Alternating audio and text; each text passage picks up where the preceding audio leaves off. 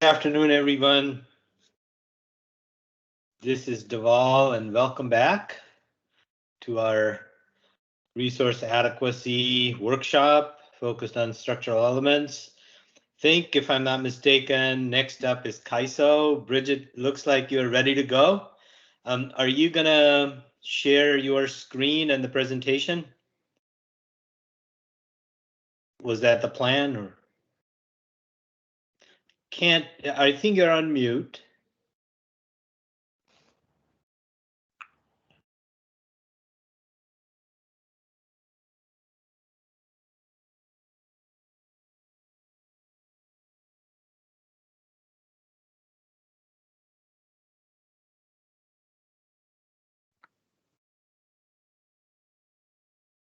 Okay, I think I'm unmuted now. You are unmuted now. We can hear you. Let's see if I can get.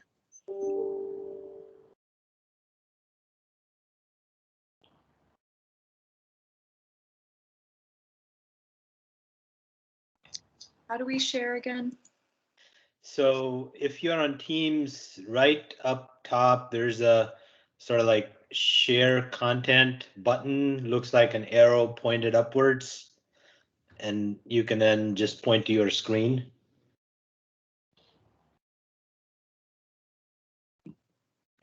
And if you're having difficulty, I'll bring it up. Yeah. Why don't I do it, Deval? I'll do the kind of logistics support. Thank you, Greg. Appreciate it very much. We'll bring that up. Yeah, thank you. And this is the 10.6 version that I have. Is that correct? It should say final, I believe, on it. Okay. Yes. Okay, good. So let me pull that up. Folks, just give me a second here. Where is my Windows? Okay, here it is. Everyone can see that? Yep. Yes, we can see that. All right.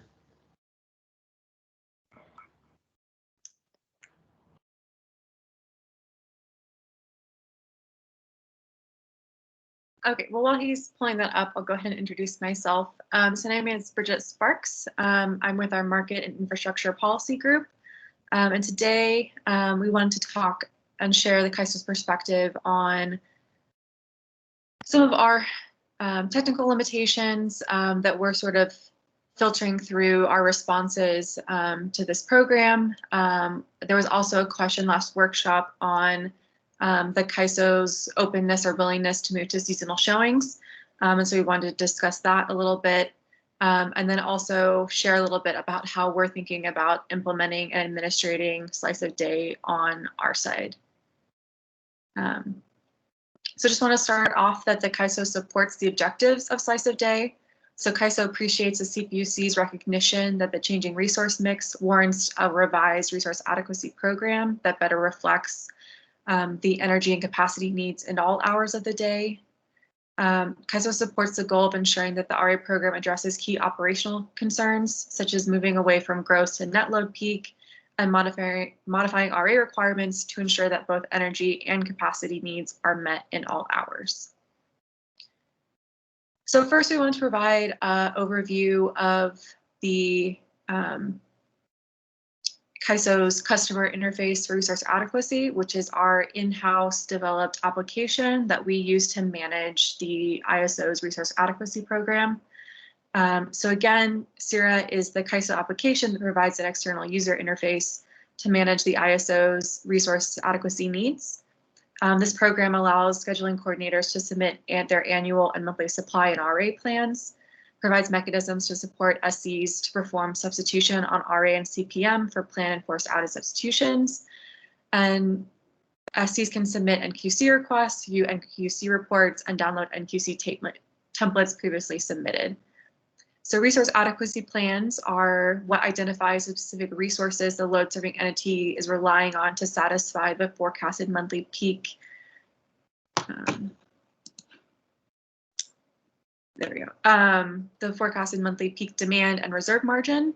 And then supply plans verify the information contained in the RA plan submitted by the LSEs, and it establishes the formal RA commitment between the ISO and the resource. So unless a resource is shown on a supply plan, the ISO has no way of recognizing that resource as RA in our systems. And so it's very important for our market applications that we're able to identify which resource IDs are RA or not. And so CIRA is how those other downstream systems are able to identify those resources. So again, CIRA is an in-house developed application, and it is difficult to modify to accommodate new RA structures. So if the CPUC elects to have multiple RA requirements, CIRA is currently only configured to validate a single forecast and reserve margin to validate all LSE's RA plans. So the ISO is currently evaluating the potential impacts of slice of day framework would have on CIRA and other downstream systems, and has concerns about the additional complexity that slice of day may introduce.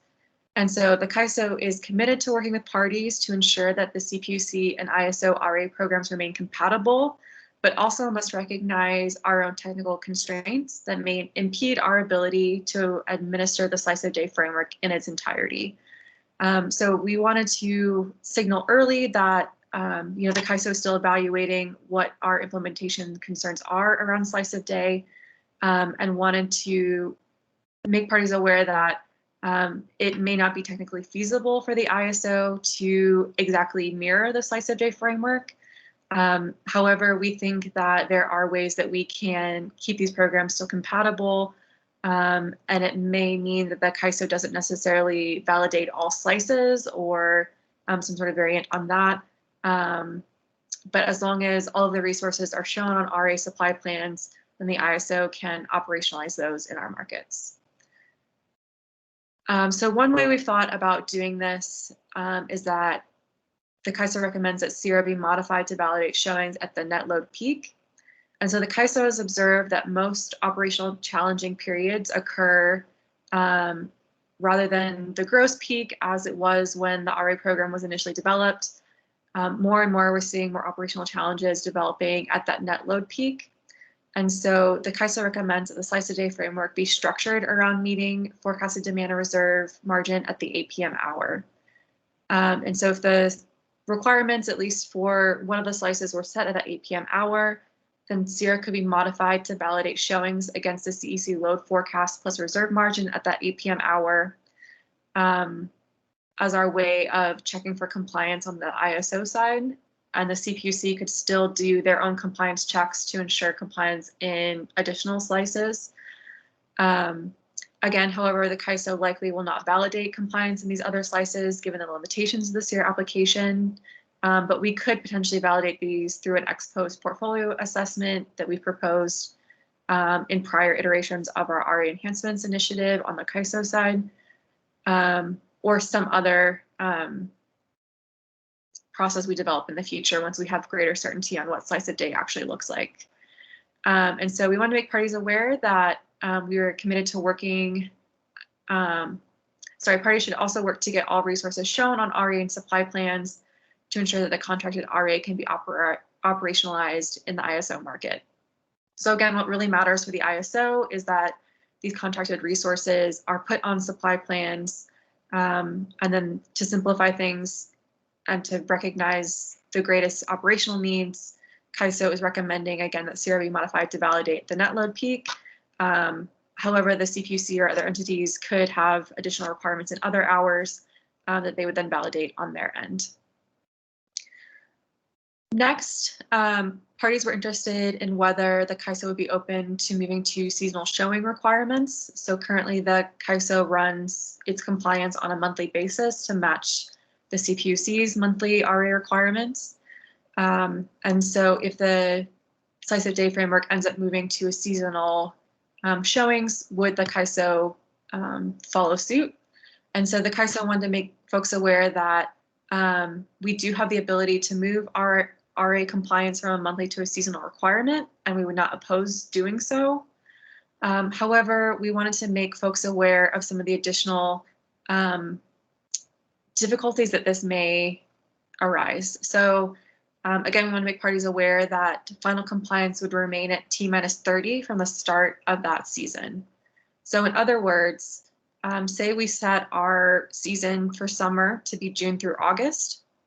So that showing period would cover 3 months. We would still need to finalize and validate RA plans by May 1st, which is, again, 30 days prior to the start of that June 1 RA period. And those showings would be in effect for the entire 3-month period. So given the expected influx of new resources over the next 5 to 10 years, moving to seasonal showings may increase the risk of new resources that come online mid-season being unable to provide RA until the next seasonal showing. And so it may be more advantageous to maintain monthly showing requirements of the ISO, and then LSCs could show the same resource portfolio they had procured for the CPUC seasonal portfolio and show that same portfolio in each month of that season. So the advantage here is that if you had a resource that would be operational in July under a monthly showing construct, you could still, if there are any delays, it'd be easier to get that resource shown to the Kaiso sooner.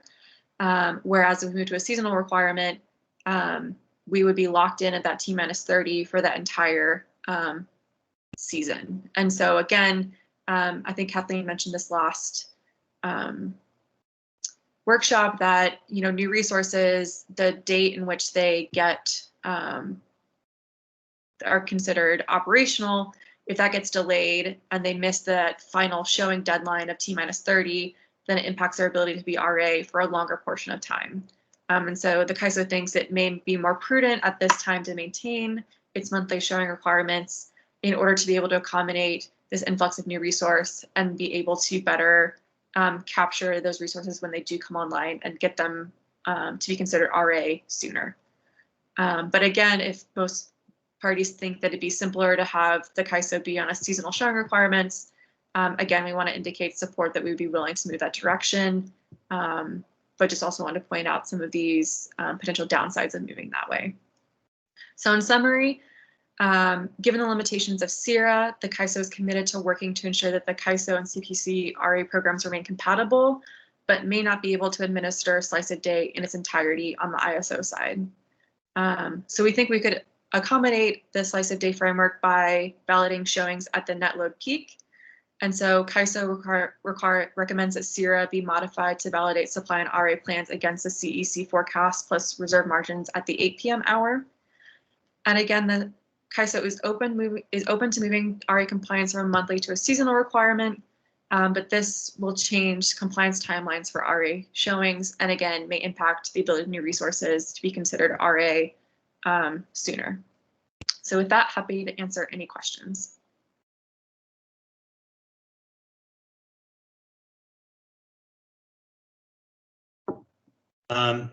So this is Deval. There are a lot of hands up. I'm just going to go in the sequence that show up on my screen. So first I see Eric Little.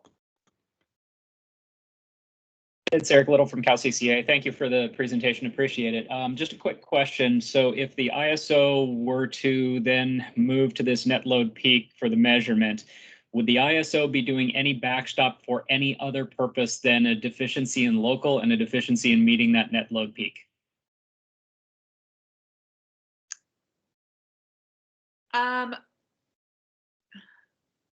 We would still have things like significant event. So what moving CIRA to validating at the 8 p.m. hour would be, it would only be modifying the system deficiency CPM.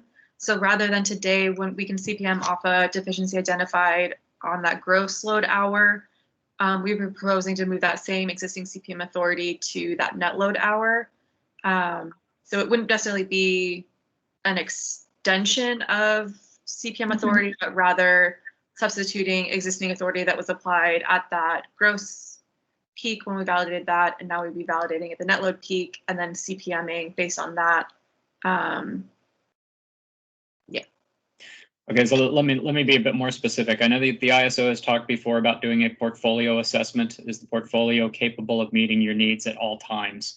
Is that still part of the ISO's thought process? And if so, will the ISO do backstop procurement on that basis? So that's still an idea we are discussing internally and also in our stakeholder process. So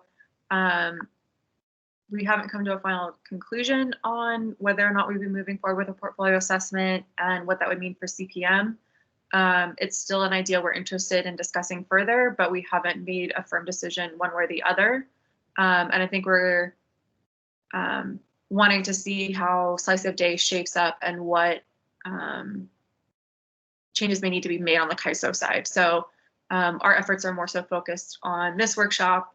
And then what we do down the road in terms of whether or not we do a portfolio assessment is still being discussed and will be stakeholdered in our enhancements initiative. Okay, thank you, Bridgette. Appreciate it. Next is Chris Devon. From Customized Energy Solutions. Just had a couple bits of feedback to consider. First off, I guess on the seasonal versus monthly thing, I can see why Kaiso is trying to, state that there's an important aspect of this where we're getting into new resources and that sort of thing.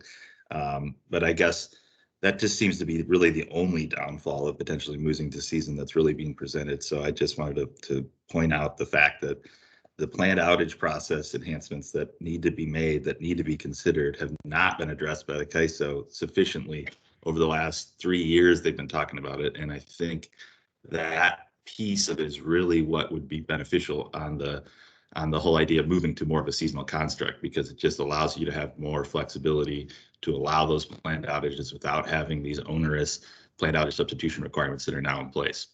So I really think that should be part of the discussion here as well in this RA framework. And then the other thing is just that this kind of limitations that Kaiso is pointing out about the CERA system. I certainly understand the need to want to avoid making major changes, but I really would just suggest it seems like it's a bit obstructionist to just say we can't be changing CERA when we need to really be thinking about this RA reform as something that probably should change the way that Kaiso does things quite a bit as well. So that's just a high level bit of feedback here. I won't take more time or dive into it more, but I just wanted to provide those couple pieces of feedback on this presentation. Thanks, Bridgette. Okay. Next is Nuo Tang. Hey, this is Noah Tong from Middle River Power. Yeah, just a little bit on following up on what Chris said. I'm trying to better understand sort of the limitations on whether or not the ISO, if it's an internal sort of coding issue or something else that they can make changes and add more requirements. The currently CERA both validates for system, but also flex and local requirements at the same time, right? Is it possible? So if you think of peak requirements as one slice, is it possible or not possible for the ISO to add sort of 5 more requirements as the additional slices that sort of PG&E is proposing? So it's not so much that CERA can't necessarily be eventually developed to validate 5 slices. I think more fundamentally where the Kaiso is still thinking through the potential implications are, what does this mean for things like CPM? Are you only CPM for a slice? What does this mean for a MU? If you're shown in this slice, do you only have a must offer obligation in that slice? And so I think it's not necessarily just CERA that could be impacted by these changes, but when you say the resources RA for this slice, what are the implications for these other processes that the Kaiso runs? And so when you start kind of pulling at the threads of what does it need to be RA in these different applications, such as, CPM, we haven't gotten into resource counting, but depending on how that is done, what is the value of that resource? And so how does that impact the way we do bid insertion, the must offer obligation? Right now it's, 24/7 because that's the way RA is defined. If we redefine RA around these slices, it could limit the Kaiso's ability to make the argument that you should be having a must offer obligation for 24/7. And when you start pulling at those threads, I think we start to have more reliability concerns because, again, slice of day is about a typical day. But when it comes to operationalizing it, we know we have all these uncertainties that may materialize. And so if we get too narrowly, granularly focused, it may impede the Kaiso's ability to do least cost dispatch, to optimize use limited resources, to produce power or produce energy in the best hours based on those market results of that hour, rather than sort of what did LSEs happen to procure up front. And so when we talk about CIRA, it's not just the CIRA application itself, but it's also all these downstream implications around once this resource is designated as RA in the CIRA system, what does that mean for all these other downstream systems and how we should be treating them in the market? And so we're internally still kind of discussing what this all means, but just wanted to kind of flag it here early that, one pathway that we could do is that the Kaiso continues to sort of do a simple validation, because again, as long as you're determined RA in our systems, then the markets can optimize you. And so do we need to have all these additional complexities in perfectly matching slice of day if at the end of the day they still have a 24/7 obligation? Do we need to administer all this complexity on the ISO end, or is there ways to simplify it? And so right now we think, wanting to kind of push parties and thinking about, like, are there ways we can simplify this and to sort of plant the seed that maybe the Kaiso doesn't have to be the one to administer all the complexity, and we can find ways to make sure that what the CPUC is validating against their compliance program, how does that then get matched and merged with the Kaiso process so that these are all working in concert, but that the ISO doesn't necessarily have to go through and validate all 5 slices, if that makes sense. Yeah, no, I can understand and appreciate sort of the complexity as we build more of it into this program and the ISO systems. I just think that a lot of that has to do with we haven't sort of pinned down the options that are in front of us yet. And sort of in my thinking, for one of your responses, is that I don't think I've seen, or at least I think I've seen PG&E back off from its a slice-specific move to a 24-hour move. So if we make those assumptions, we might get to a different outcome, and in what the ISO is capable of helping in achieving these goals to ensure reliability in the new framework. I kind of feel like this is very much of a Sudoku puzzle right now, that we're all trying to figure out which number goes into which box, and that's all depending on another one. And then what your side on the validating against the net load peak and the operating reserve, or sorry, the PRM around that. I'm wondering what you then expect on sort of the must offer obligations for wind and solar resources. Do you still would you still expect those to be coming into the ISO, into CIRA, to, I guess, match up against the gross load? Mm-hmm.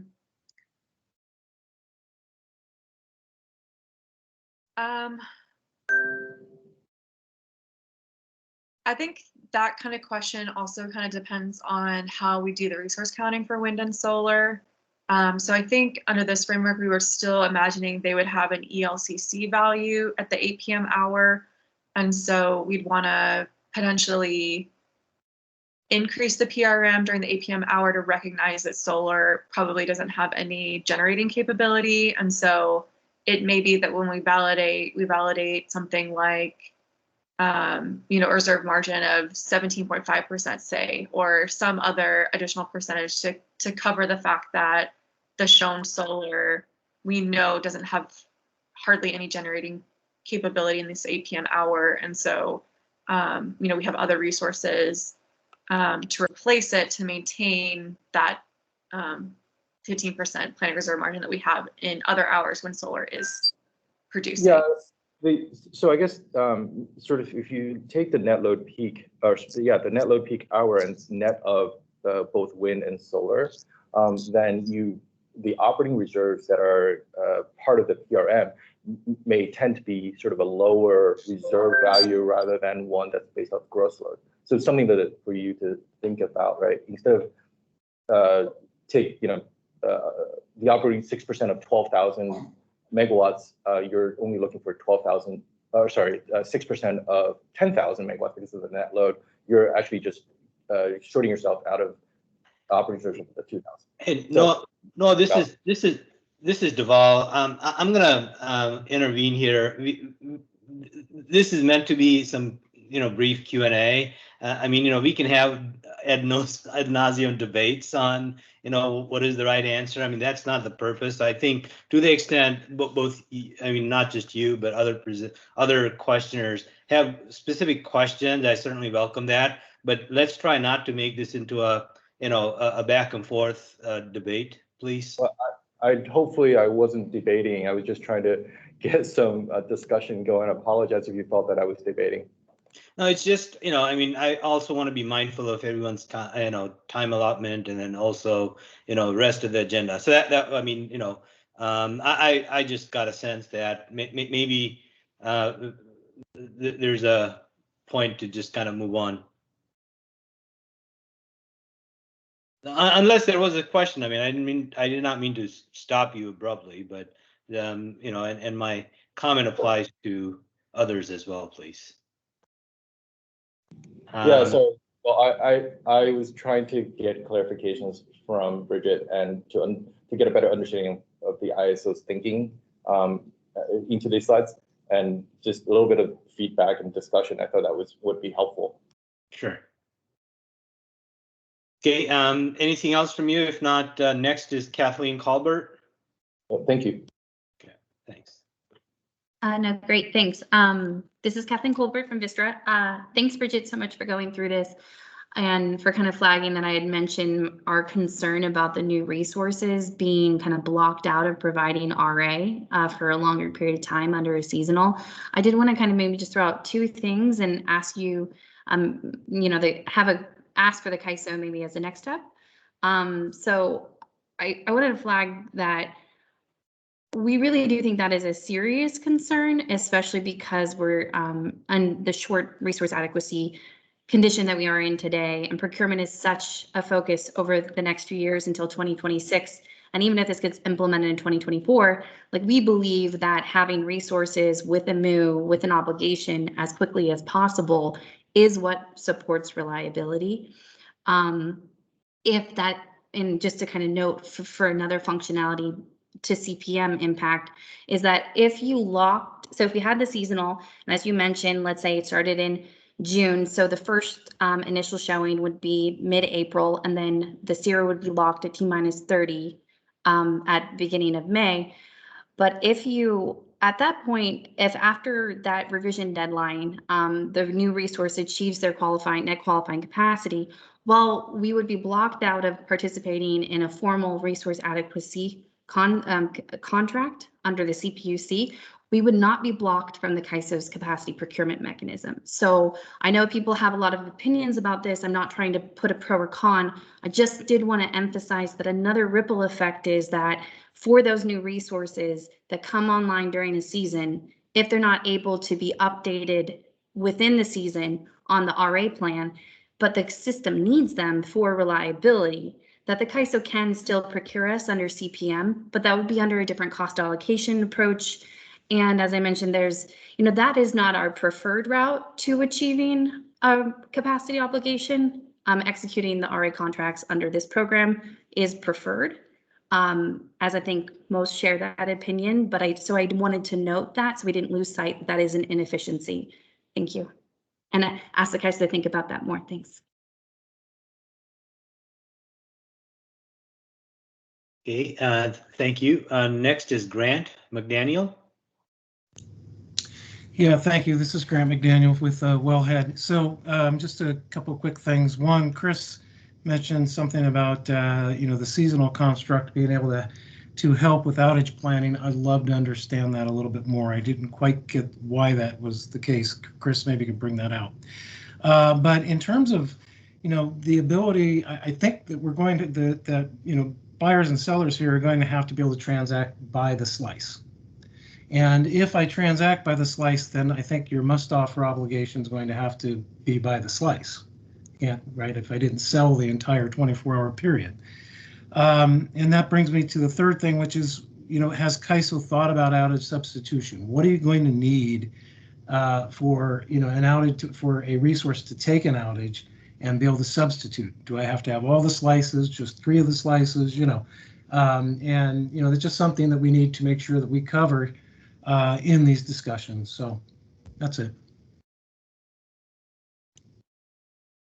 Thanks. Yeah, just real quick. I think the planned outage process enhancement that going to a seasonal showings might give you, that Chris was referring to, is in prior iterations, Kaiso had thought about including something like a planning reserve margin, or what we ended up implementing was you have to have a resources substitute with your resource if you want to take a planned outage, regardless of how much RA headroom there is. And so if we had moved to seasonal showing, and part of the logic behind that is because with a monthly construct, the requirements are more exact. And so there isn't as much, variation in the day-to-day showings that you could reasonably expect to have excess headroom to then approve that planned outage. Under seasonal requirements, we know June is usually lower than, say, July or August. And so in June, there would probably likely be more RA headroom. And so instead of having to have substitutions up front, you could look to see, for that forecast, how much headroom is left over, and could you then accommodate that planned outage, because we have other resources on the system to cover the needs. And so moving to seasonal requirements, the Kaiso could consider revising its policy of how we do planned outage substitution to do more of this, kind of validating against the RA headroom in the season. So that's one thing we could consider that seasonal might get you. Yeah, I appreciate that very much. Thank you, Bridget. The only thing I would say is, when we do consider that, we do have to make sure that resources have a way to ensure that they can take the planned outages they need every year. And the problem with we'll see if we can approve it, is that you don't know that there's an absolute way for you to get to the finish line. So just a thought to remember. Thank you again. Yep, agreed. Thank you. And next I see is Jamie Gannon. Hi, I'm Jamie Gannon with Energy Division. Thanks for the presentation, Bridget. And I guess I want to be brief because I think my point has already, or my question or point has been hit on by Chris and Kathleen. But I think putting this barrier up on the T-30 limitation of getting new resources included in the seasonal showing will have a huge impact on the overall structure if the Kaiso proposes that barrier and doesn't maybe refine its SIRA system to make it more flexible to allow for those resources to count. I know in the year ahead space, Kaiso does allow for resources under construction to count towards meeting local requirements. I think they have to meet a COD date of June 1 in order to be eligible. And so I guess my question back to you is, why is this such a strong barrier? Especially as Kathleen brings up, the Kaiso does CPM these resources as soon as they reach COD. And I know for a fact we have, authorized about 6,000 megawatts to come online August 1, 2026. And some of those resources won't have NQC values.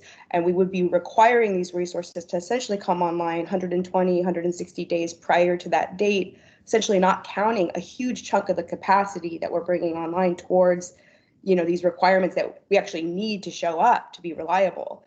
So can you just put a little bit more of, I guess, kind of the thought that went into that barrier and why that's such a strong barrier that, you're holding to?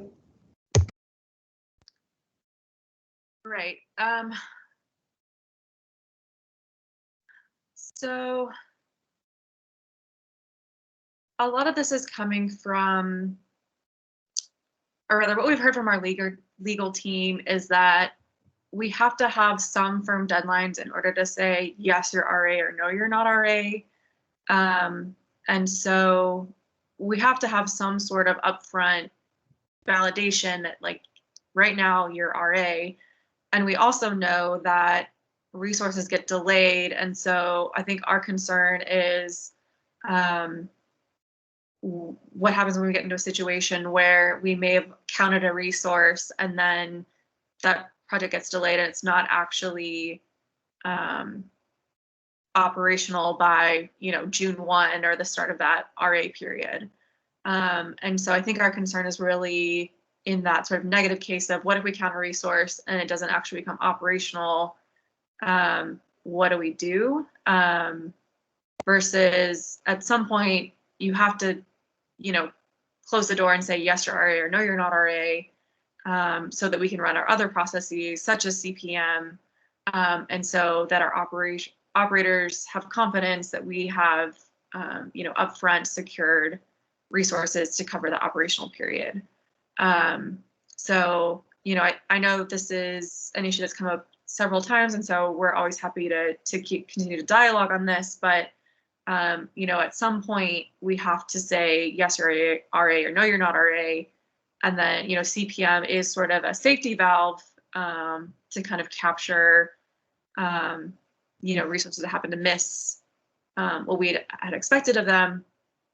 But I think if you get too lax on these, you know, you do potentially run into reliability risks. And so, you know, we're happy to follow up with you and parties to kind of explain this a little bit more in depth about sort of why we need to have something like a T-30 deadline to determine what's RA and what's not RA.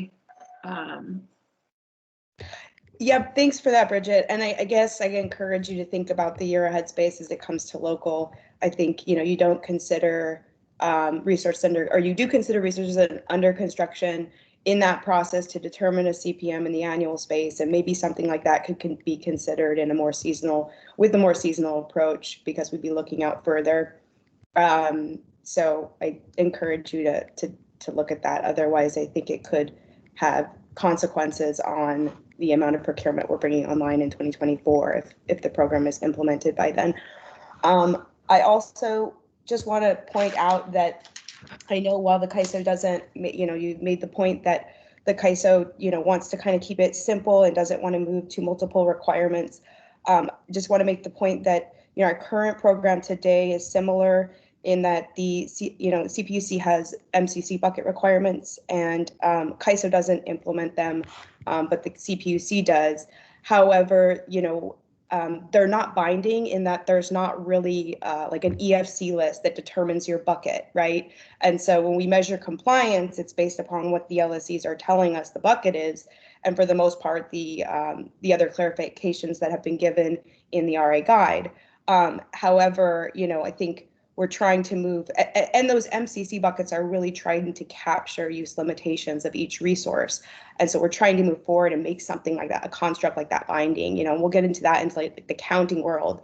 But, you know, to the degree that the Kaiso, you know, can help us to facilitate that and make that program more binding, and then utilize that in its portfolio assessment analysis if it does one, so that we stay aligned, that would be, you know, the ideal kind of, in my mind, you know, framework of you know, coordination between, you know, CPUCs and Kaiso's processes. Thank you. I won't take any more time. All right, thank you. I don't see any other hands up, so thank you, Bridgette, for taking the time, and we can move to our next agenda item, which is SCE presenting its 24-hour slice proposal. I believe you know, Jeff Nelson and Josh Copenhaver are going to tag team, but Jeff, can you kick it off? Sure, trying to get everything done here. You should be able to see. Good afternoon, everybody. Thanks for the opportunity to present. Jeff Nelson and Josh Copenhaver from SCE. Can everyone see the 24-hour slice presentation on their screens? Yep, we can see it. Okay, well, with that, thank you. I'm going to hand it over to Josh, and Josh, take it away, and we're going to tag team.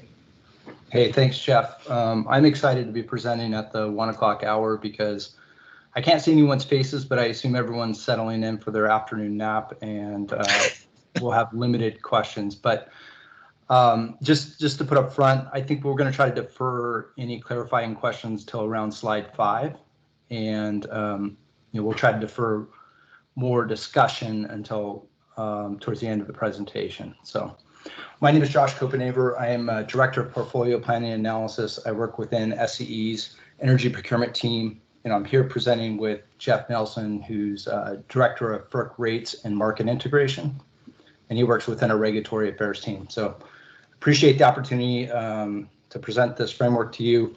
Just a quick caveat up front. This is not a formal SCE proposal. This is really a straw man of a framework that we have been exploring internally, and we think there's a lot to like about it, and so we want to share it here to the broader stakeholder universe, and we think it's something that deserves further consideration in this process. So appreciate everybody's interest today. So first off, I think we're going to try to cover 3 basic things in this presentation. First, we'll give you the basic framework and resource counting, that at least how we're thinking about it today.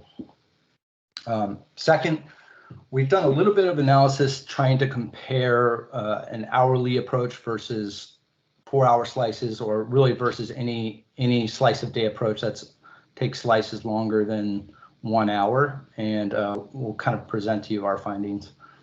And then third, we want to talk about what a showing might look like. I know folks might have concerns when we say 24 hours, but we want to basically demonstrate that we think this is administratively feasible. So, and then finally, we'll come back with our observations on this approach. So Jeff, can you move to the next slide?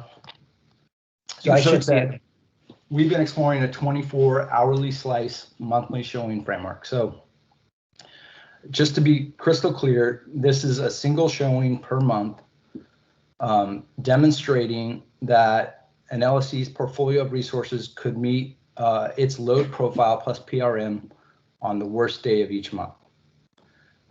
In this framework, we consider each hour of this worst day a slice. And a couple other important aspects is hourly renewable capacity would be based on renewable capacity based on an hourly profile for each LSC's unique renewable portfolio. And resources would have full capability must offer requirement. So in the framework that we've been exploring, there's no unbundling of single slice capacity products.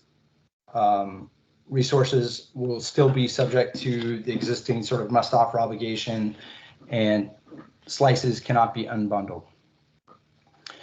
So what is the rationale, or what led us to explore this approach? And it's really a couple factors. And we're going to talk about more about these in later slides. But first, and this really ties back to PG&E's presentation early in the morning. Our observation is that load and renewable supply vary dramatically hour to hour. And if you look across months or seasons, this is even more true. In fact, when we look at seasons, things like hydro availability also come into play. And we also observe that we believe that this relationship between load and renewables is going to evolve over time. So it's not going to be consistent. So as we have more renewables, more solar, more wind on the grid, it's going to lead to changing profiles or relationships. Second is our analysis suggests that increasing the size of slices can lead to inefficiencies. And this really has 2 flavors, and it's first is the larger the slice, the more renewable output is penalized. And this, if you could think about it, like it might be easy to think about from like a seasonal perspective. Your solar profile in October is going to be very different in June. And you're going to set requirements ultimately on, what's likely the worst day in a season. That leads to a situation where you're penalizing renewable output. Second issue really has to do with use limitations. And 2 observations is that use limitations might not fit neatly into the slice or the size of slice selected, as well as the need for use limited resources might come across slices. So you can imagine a situation where to meet your load profile, you really need 1 hour of the battery output in one slice and a few hours in another slice, and even potentially another hour in another slice. And that's really challenging to capture in a slice a day framework that has longer slices than 1 hour. So, and then finally, we believe that this framework is both administratively workable, but also is largely consistent with current practices. So this means current contracting practices, as well as significant portions of the existing RA framework, including, for example, CIRA, as Kaiso was discussing just before us. So we'll talk more about that. Jeff, can you move us to the next slide? So 24 hourly slices. This is really the meat and potatoes of the framework, slides 4 and 5. So I want to make sure that we go through this in enough detail that folks understand the framework. First, for each month, each LSC must demonstrate that it has enough capacity to satisfy its load plus PRM in all 24 hours on Kaiso's worst day in that month. So if we look at the chart, the forecasted load profile on the worst day of this particular month is illustrated in the yellow line. Looks like Jeff is highlighting it for us, yellow or cream line. And to that, we've applied the PRM, which is shown in the green line. So a showing is really a simple resource stacking that would demonstrate that you could meet this green line in each of the 24 hours. And a couple things I really want to highlight here, and we're going to come back to more later on, but this is not 24 slices and 24 requirements. This is a single showing, and it's a simple stacking exercise that to demonstrate that your resources meet that profile in all 24 hours. Resource counting in this methodology will obviously be important. We think we like this methodology because we believe that it's consistent with much of how we do resource counting today, with some differences. So let's talk about that. The primary difference is probably solar and wind, in which they would count based on their hourly profile. So we'd anticipate they'd continue to be fully deliverable, but that we would need to move to an hourly capacity profile for these types of resources. That could be an hourly ELCC methodology. I know PG&E, others have raised the idea of exceedance. That, we're not here to debate that. I think there's later workshops to address that. But we think that this hourly profile is, provides a really good starting point, and it's easy to apply on sort of an LSE by LSE basis because they're going to bring their own renewable capacity to the market like they currently do.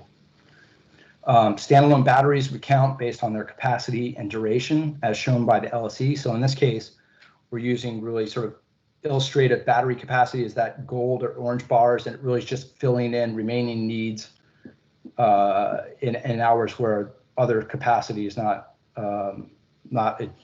quite reaching the PRM. Use limited resources and other resources. I'll kind of capture these together. We think for most other resources, an NQC or very similar framework works for most other resources, but what we would do is incorporate an additional sort of hourly use limitation as well.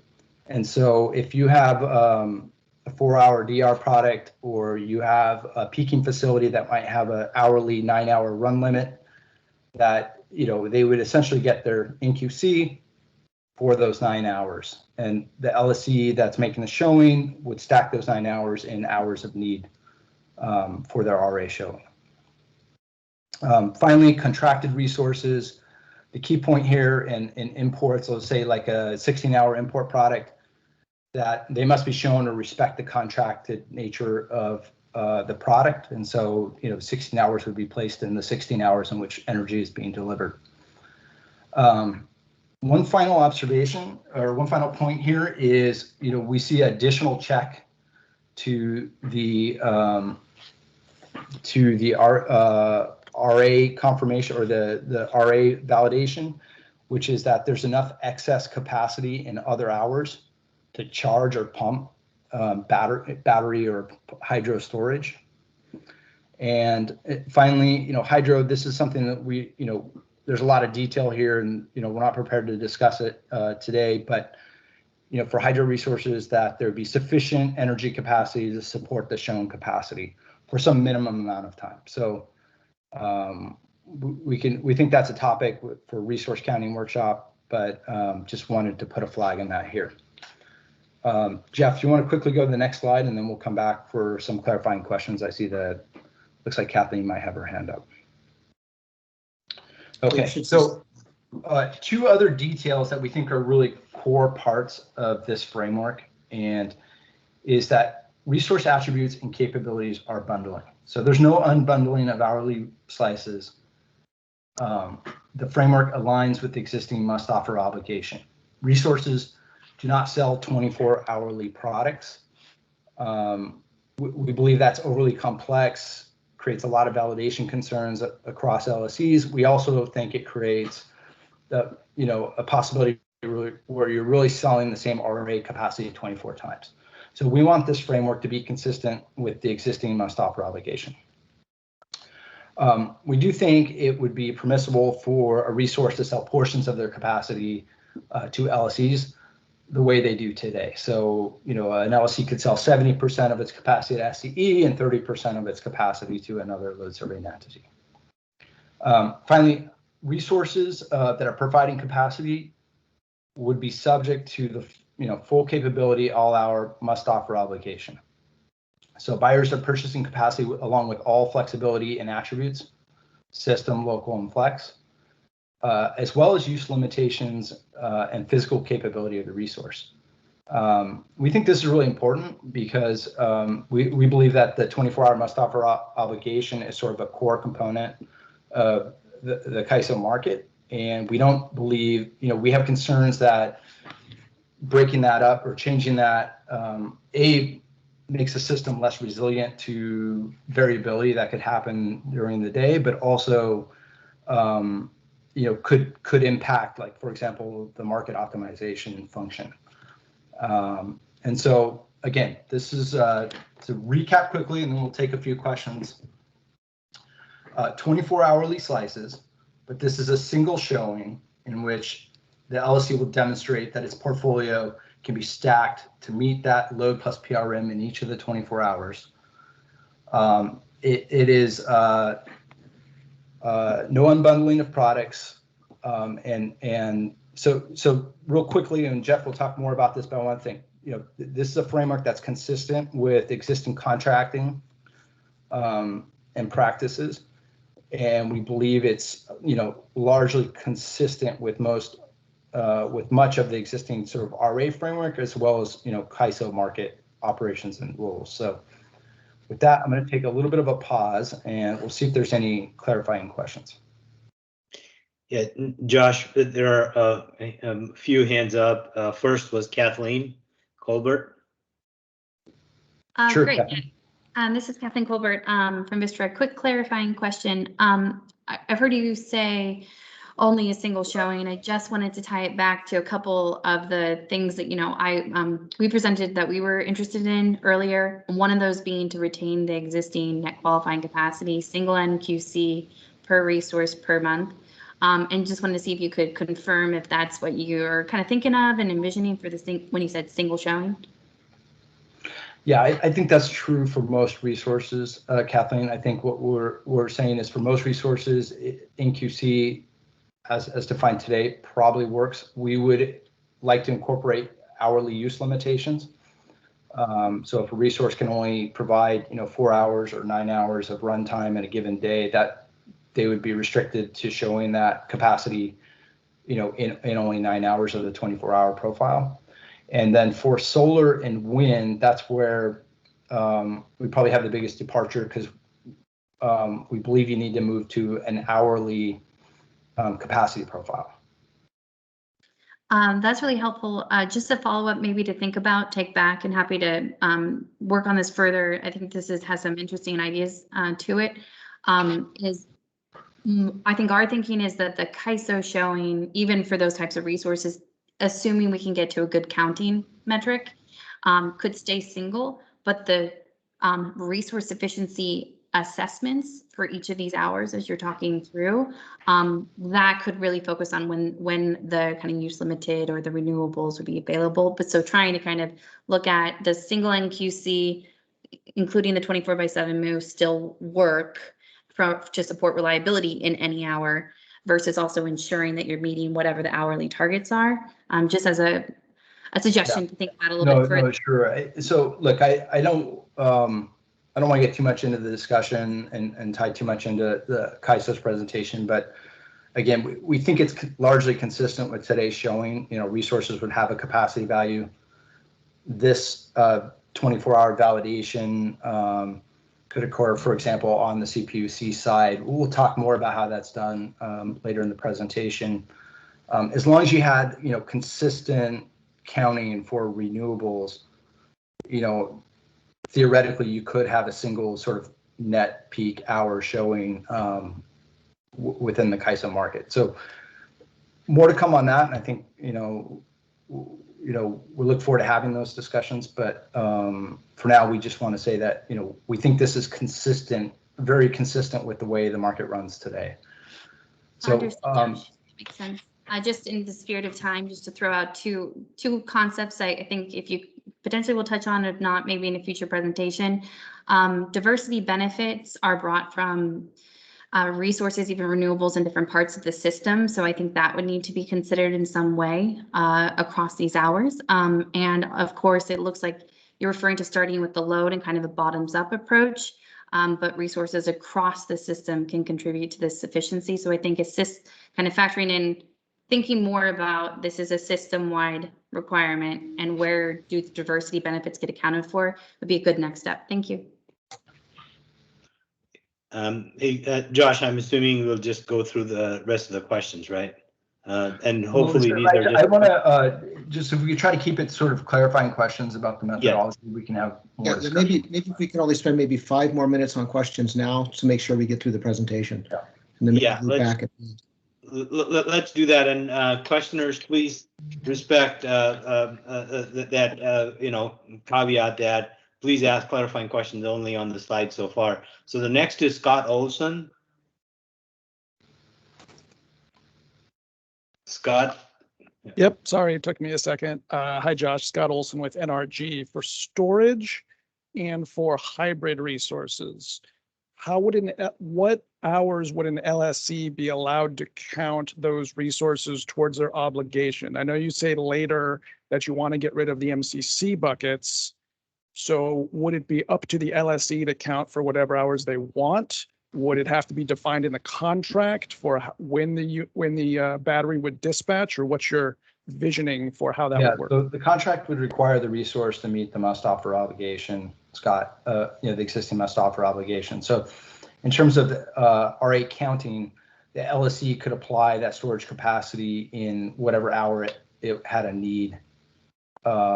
So you could think of it as like, you might have your 24/7 resources, and then you have your renewable resources, and then you're going to have a leftover capacity where you just stack up your use limited resources in order to meet that. So in this case, what we're showing is like, look, there's 4 hours here, or looks like just 5 hours here where there's a little bit of need where the LSC is putting their storage capacity. With the requirement is that you have to show that you have excess capacity elsewhere to charge that battery. But the contract that the LSC has with that battery would have to say you must be available to have a must offer obligation in these hours that I'm showing it on my Not in the hours. That's an important point. It was subject, the contract must subject that provider to the must offer obligation, which is sort of the 24-hour must offer obligation, subject to the limitations of that resource. It's not requiring that the resource is actually dispatched or actually available in just those hours. It's consistent with the existing must offer obligation. Thank you. Okay, next is Eric Little. Hey, Josh, Eric Little, CalCCA. Thank you and Jeff for presenting this. I do think there's a lot that's intriguing here. Just a couple of quick clarifying questions, though. When you talk about the quote unquote worst day, how are you defining that? And what I mean by this is RA really looks at the worst case scenario right now. So if we're going to go to individual hours, is this essentially a composite day? Look at the worst hour ending 1 load in the entire month, the worst hour ending 2 load in the entire month, and do that? No, Jeff, it's a good question. I think that's something that we would needs to be worked out. We can imagine you could take the worst 2nd hour or the worst 3rd hour, but so how you define the worst day, I think TBD. I think for now as a straw man, let's just say it's the worst, the highest peak net peak day in that month, but there's other ways you can define it, and I think that's something we would have to work out in this process. Okay, and then the other comment that I have is something that I think needs to be thought about in this, that if the product itself is not going to be unbundled by individual hours, and I understand why we want to do that, load serving entities are still going to need to shape things. So we might want to start thinking about, and quite frankly, I think it would be best off in even today's situation, is the ability to trade the obligation.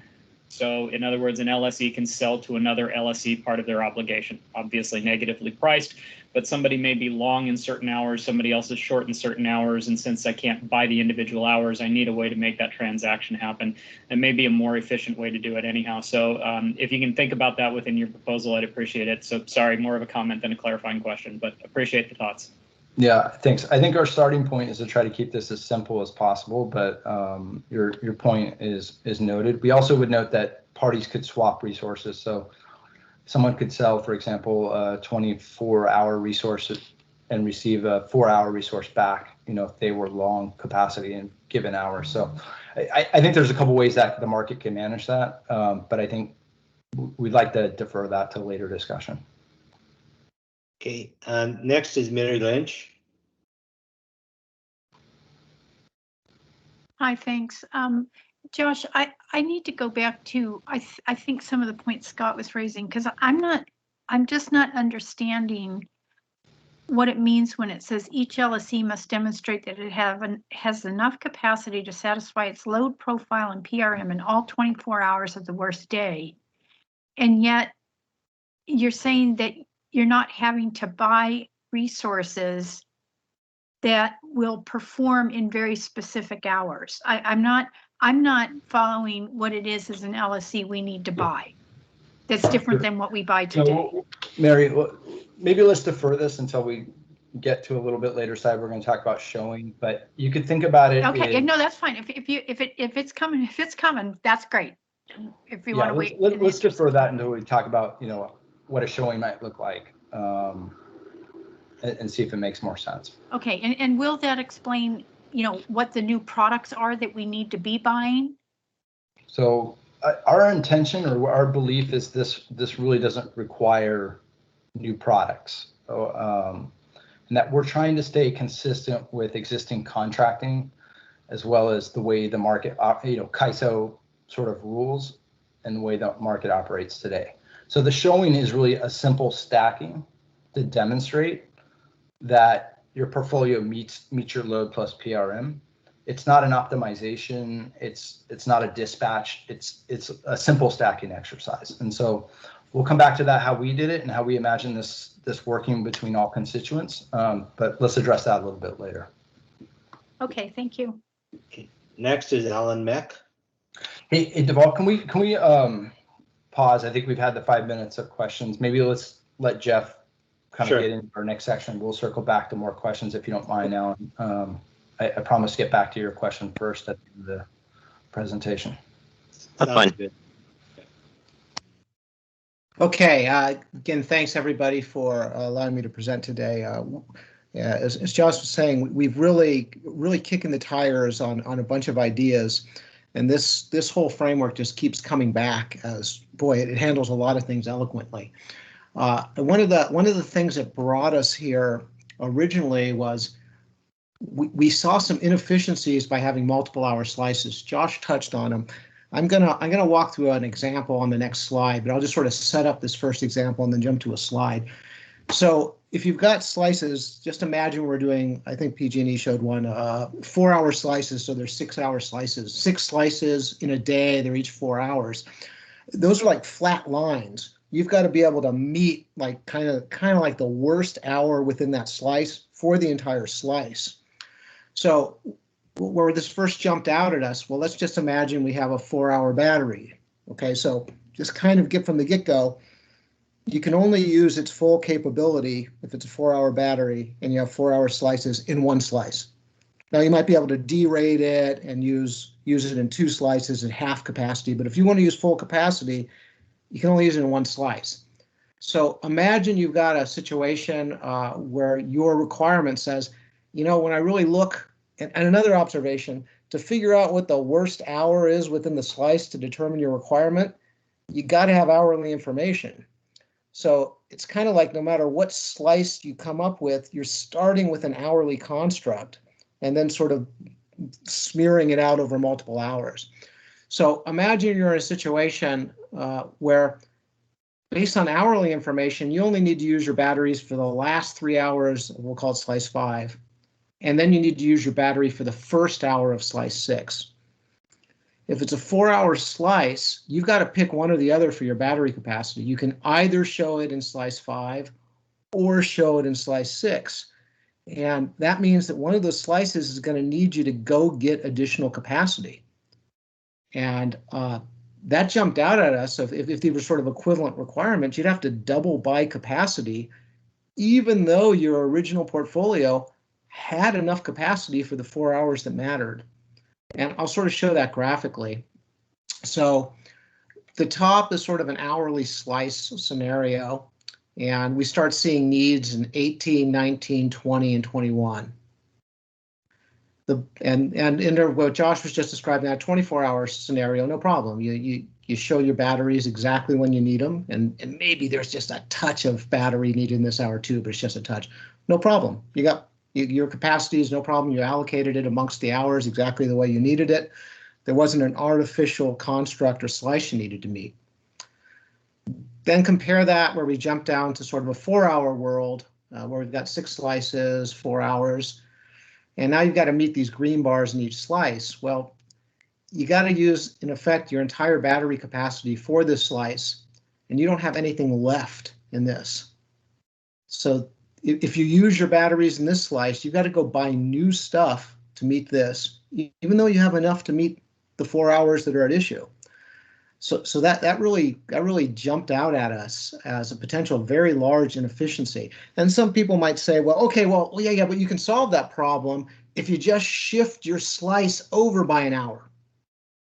Okay, maybe that solves it for one LSC, but maybe that just created a problem for a different LSC. So are we going to wind up where each LSC gets to define its own slice periods, own starting hours? That seems unworkable. And even if we do, through some sort of metric, figure out what the best slice is on average, although some people may be harmed and some people may be benefited, but on average, it's the best slice. As we've noted, the system's going to evolve over time. We're going to have to constantly be chasing the analysis to figure out what the best slice is. And all the time, we're going to be making those decisions based on underlying hourly data.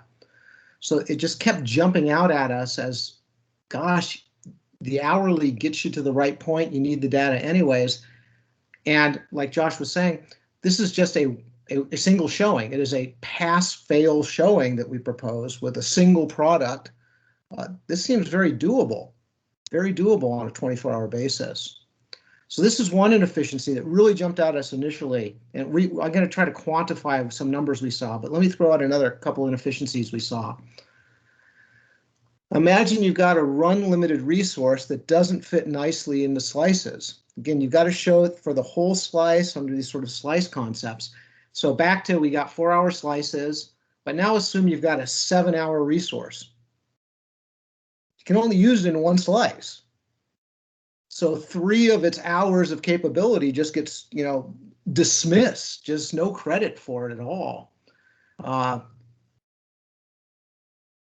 This all results in what we think is over procurement and inefficient analyzing. And Josh touched on this. The other thing that really jumped out at us, especially if you start going to seasons, is, boy, you have the potential to really penalize solar. I mean, if you wind up with 1 hour within one slice, within one season, where solar production 0, you run the risk of giving solar 0 value for the entire season.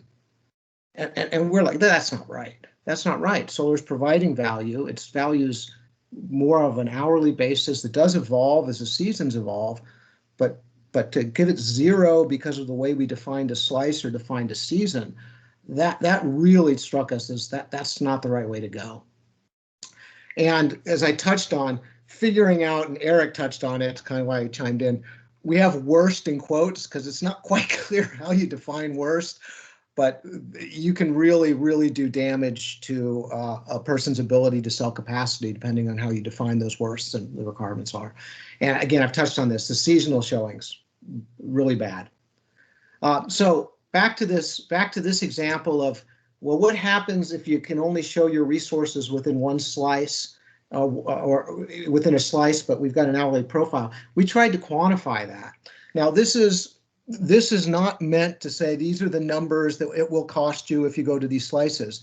This was sort of a sanity check we did. Some very talented people in our shop built a little model and put in some pretty realistic data. I think they were looking at 2030 load and portfolio. Said, okay, well, let's define slices, even trying to define the slices sort of efficiently, like give us a little leeway so we don't wind up with that. Well, if you just move it 1 hour, the problem goes away. What does it look like if we're using storage to plug our gaps?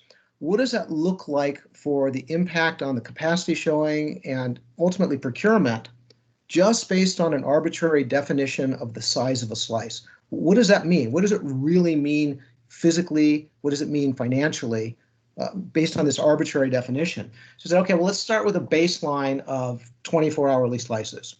We ran numbers. Okay, you need about 7,000 megawatts of batteries to sort of fill in these gaps.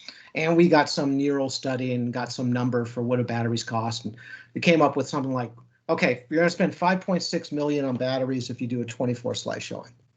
Okay, well, what if we try to simplify things in quotes and go to a 2-hour slice? What does that do? Wow, just going from a 1 hour to a 2 hour adds, because now you can't perfectly tune your slices. You kind of got to pick one or the other. And if you can't do it all, you lose it all. We wound up having to add about 1,200 megawatts of batteries for about $1 billion of additional cost. Then you start saying, well, what if we go to a 4-hour slice? Wow, at this stage, we've doubled costs and capacity, and it just gets worse from there. The graph kind of shows it here.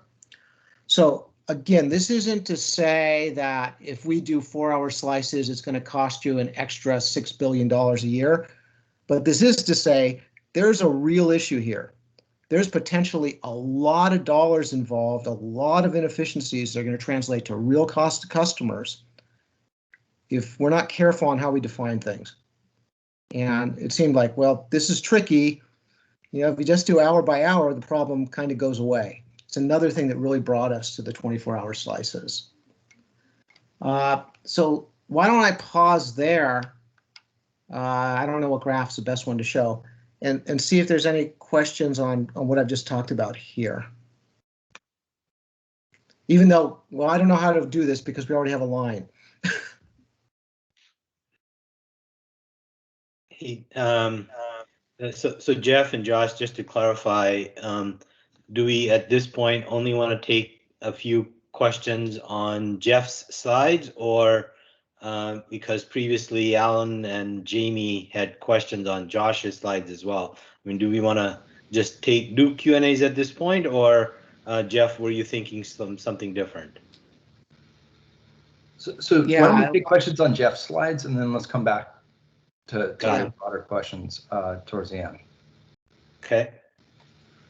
So folks in the line, can you lower your hand if you were, and we promise we'll get back to you and hopefully in the same order, but if you have questions on Jeff's slides, please raise your hand. Others, why don't we start in a minute?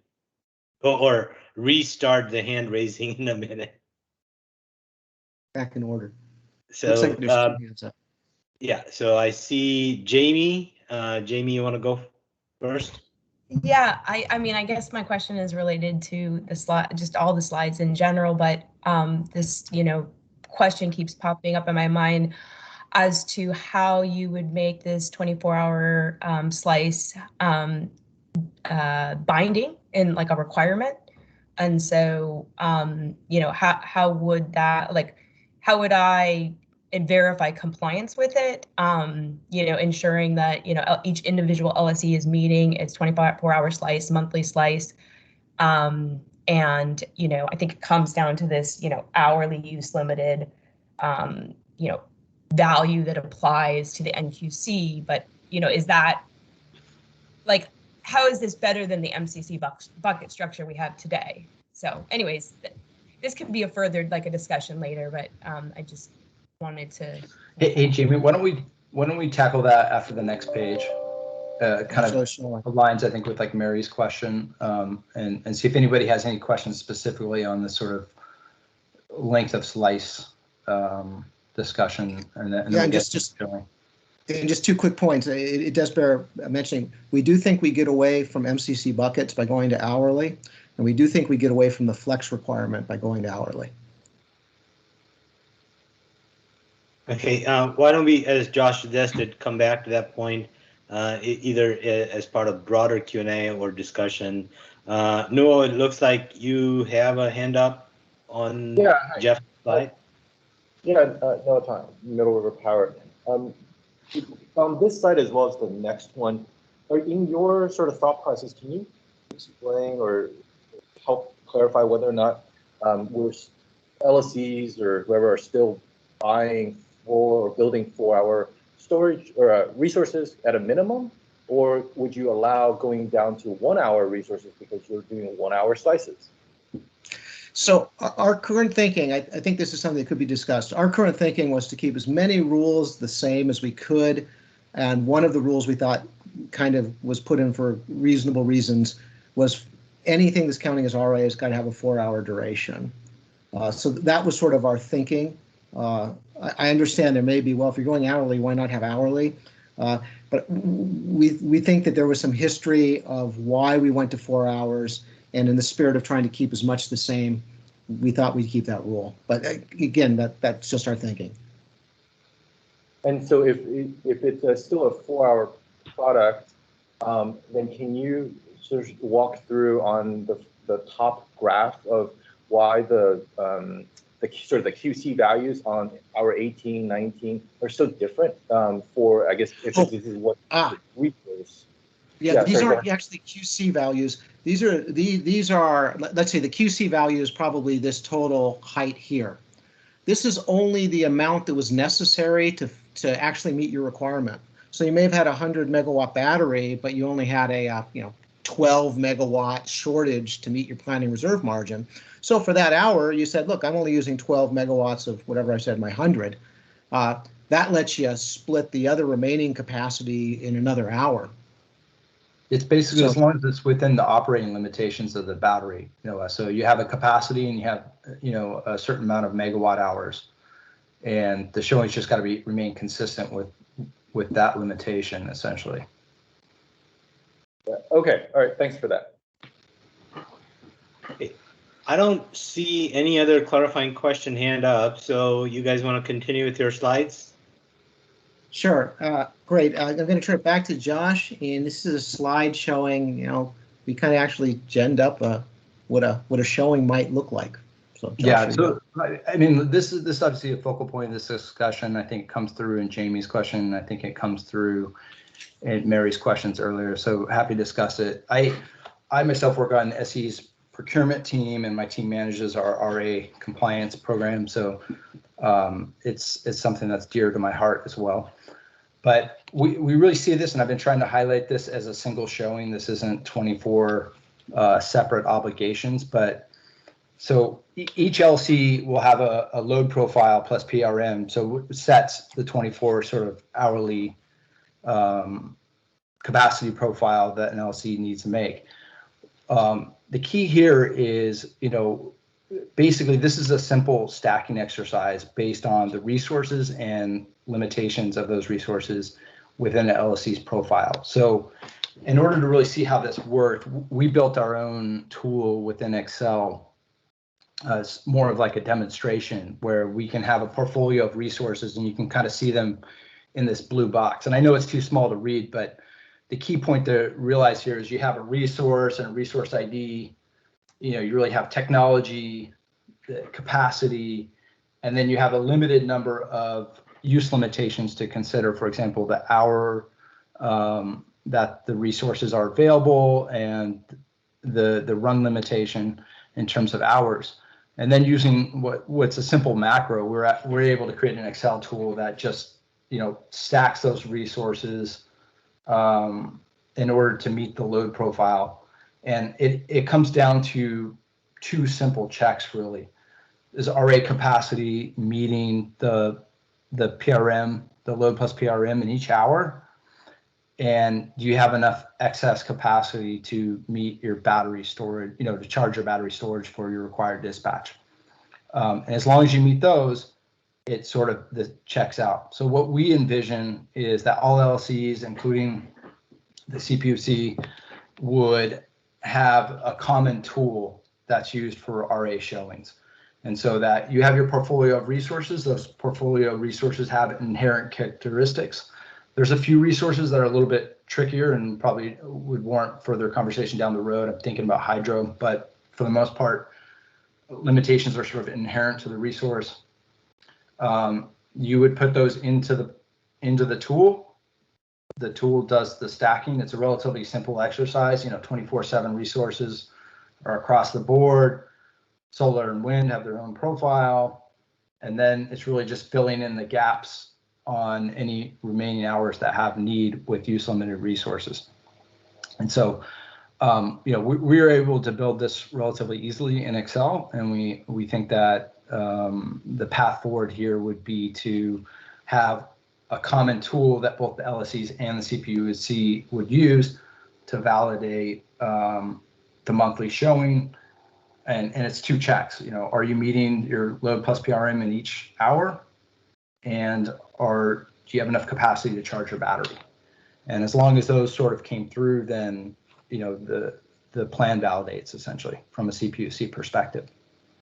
So that's how we're thinking about showing. We think it's very administratively doable within this framework. And again, what we really like about it is most of the practice, you know, it's consistent with most practices and much of sort of the Kaiso market rules as they exist today.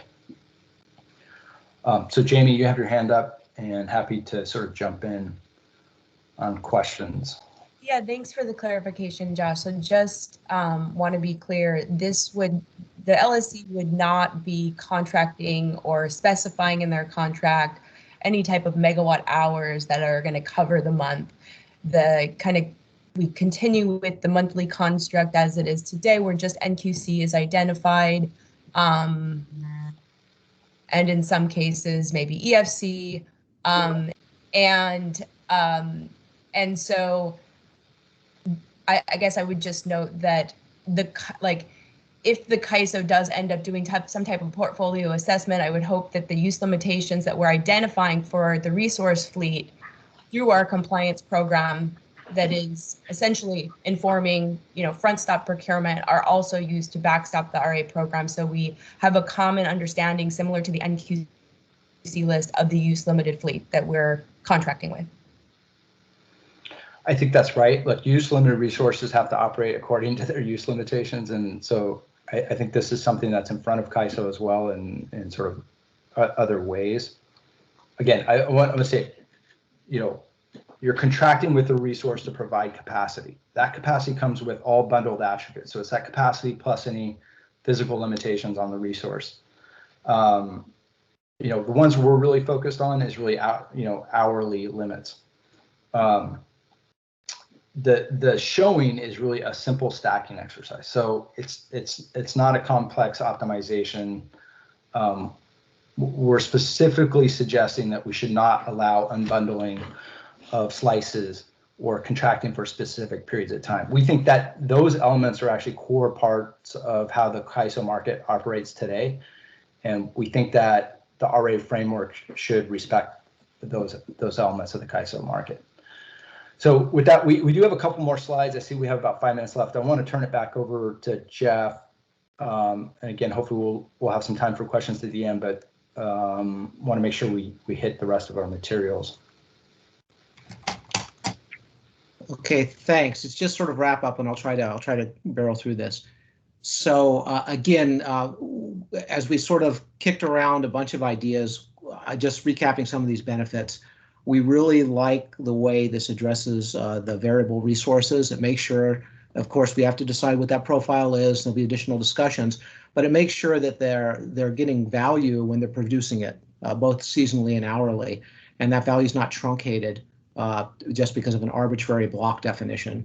We do think, like Josh was saying, that by making this sort of a fully bundled product, not 24 separate products traded each hour, but fully bundled product with a full must offer, that this becomes a stacking exercise, and it will need a tool. But if we have a common tool, everyone, I envision people will just submit their spreadsheet, and the PUC would copy the numbers from that spreadsheet into the tool, and it would come out pass fail, and that's everyone showing.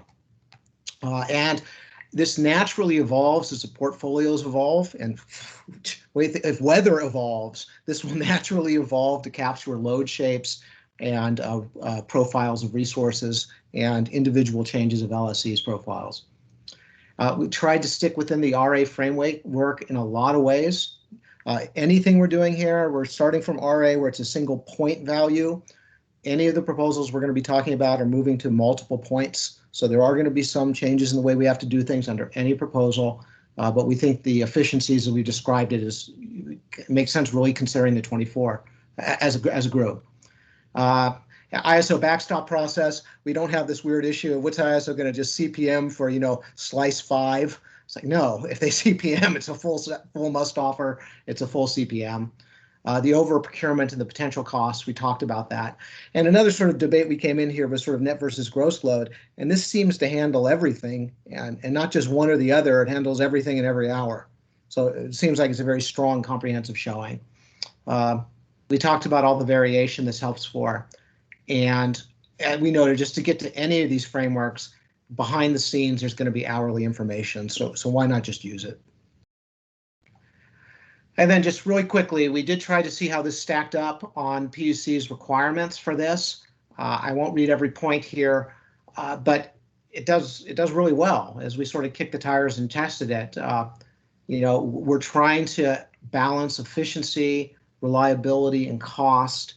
We're trying to look at this on an hourly basis to make sure that we can meet our planning reserve margins.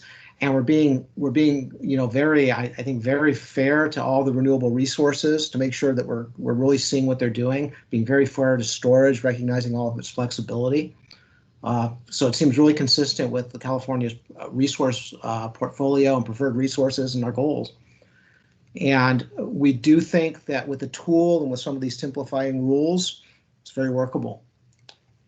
Near term, yeah, the more we stay within. Another thing we didn't really touch on, but we're still envisioning sort of the monthly type showing framework and timelines that all can sort of stay in place.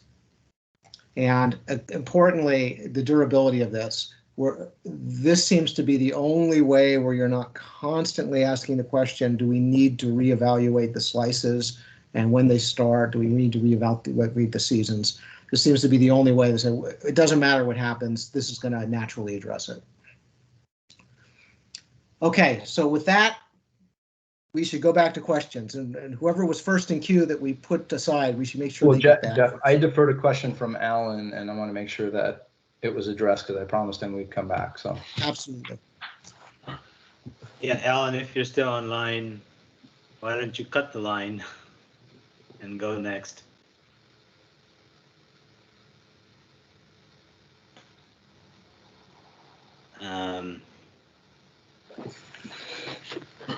Not sure Alan is still on the call. Are you? Okay. Can you guys hear me? Hello? Yes, I can hear you.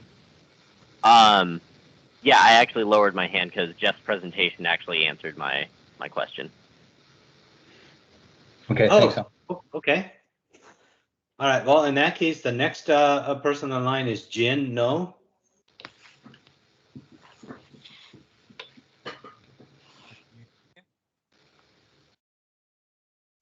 Jin. Can you hear me? You're very quiet. Could you speak much louder? Yeah, sure. No, thanks for this presentation. And it's just a clarifying question.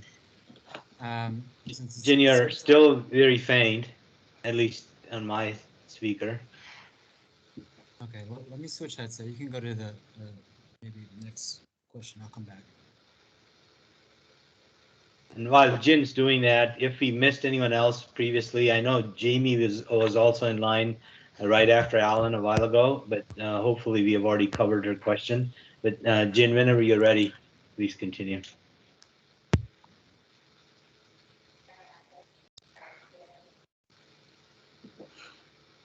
Hey, Well, maybe we take Mary's question why Jen's getting his headset, right? Sure. Mary, do you want to circle back to your question? Yeah, well, can we go back to your showing slide? Sure. I'm what I'm still and if we have to take this offline, Josh, if it'd be better if we just spoke privately, because I'm just not following some of this.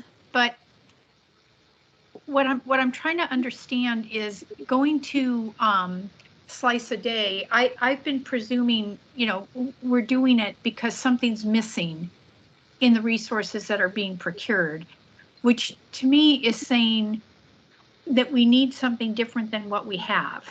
And what I'm not seeing is how this approach leads to LSEs knowing that something different needs to be procured out there.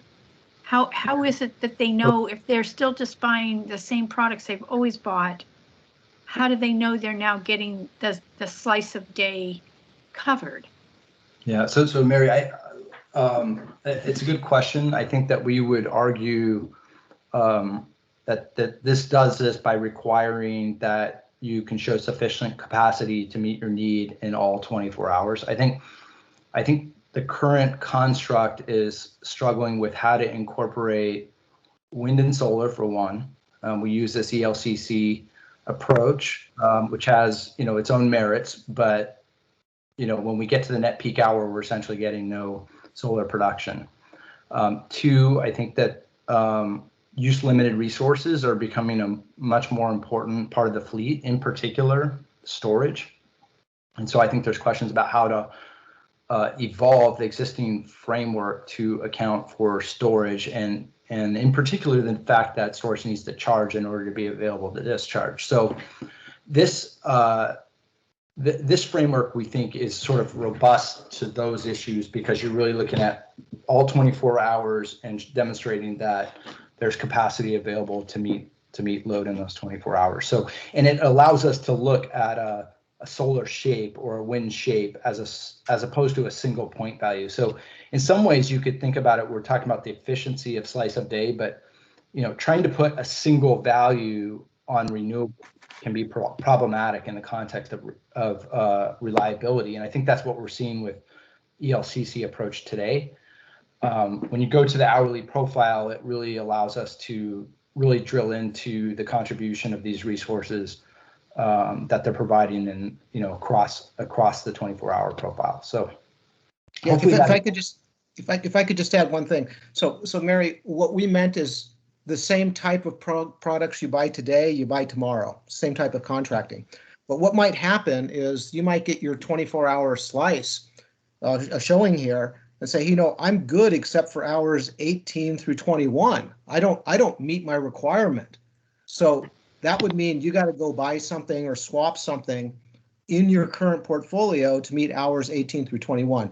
We're not saying that if your current portfolio passes today, it will pass under this test. It might not. That's the point of the change. And if it doesn't, you've got to take action. Okay, but you're saying you have to go out and trade or do something. Are you presuming that there's enough resource to meet all the slices? Because if there's not enough out there. Yes, we are presuming that. Or we're into backstop land, right? Well, and I guess that's what I'm wondering. If they don't all add up, if LSCs come in and they haven't met all their slices, so that slices in aggregate are deficient. Mm-hmm. Well, so Mary, I think that in a sense that's, trailing a little bit into like an IRP question. As Jeff said, a backstop. I think that in order for an LLC to be compliant with the CPUC RA framework, they would need to pass this capacity test. And if they don't, they're going to get a big whopping penalty. Well, I mean, I think, that if we don't, that's a policy that needs to be decided with, within the RA framework, within CPUC policy. And okay. So there's nothing intended with this model that's going to provide the incentive for the resource base to be there. You're expecting that all to happen somewhere else in the IRP world or some other mandated, procurement cycle, rather than being incentivized through the RA program. Yeah, I think we're still anticipating that there's going to be symbiotic cooperation between the IRP and the RA. I think it's an overstatement to say that this won't do anything to help manage that.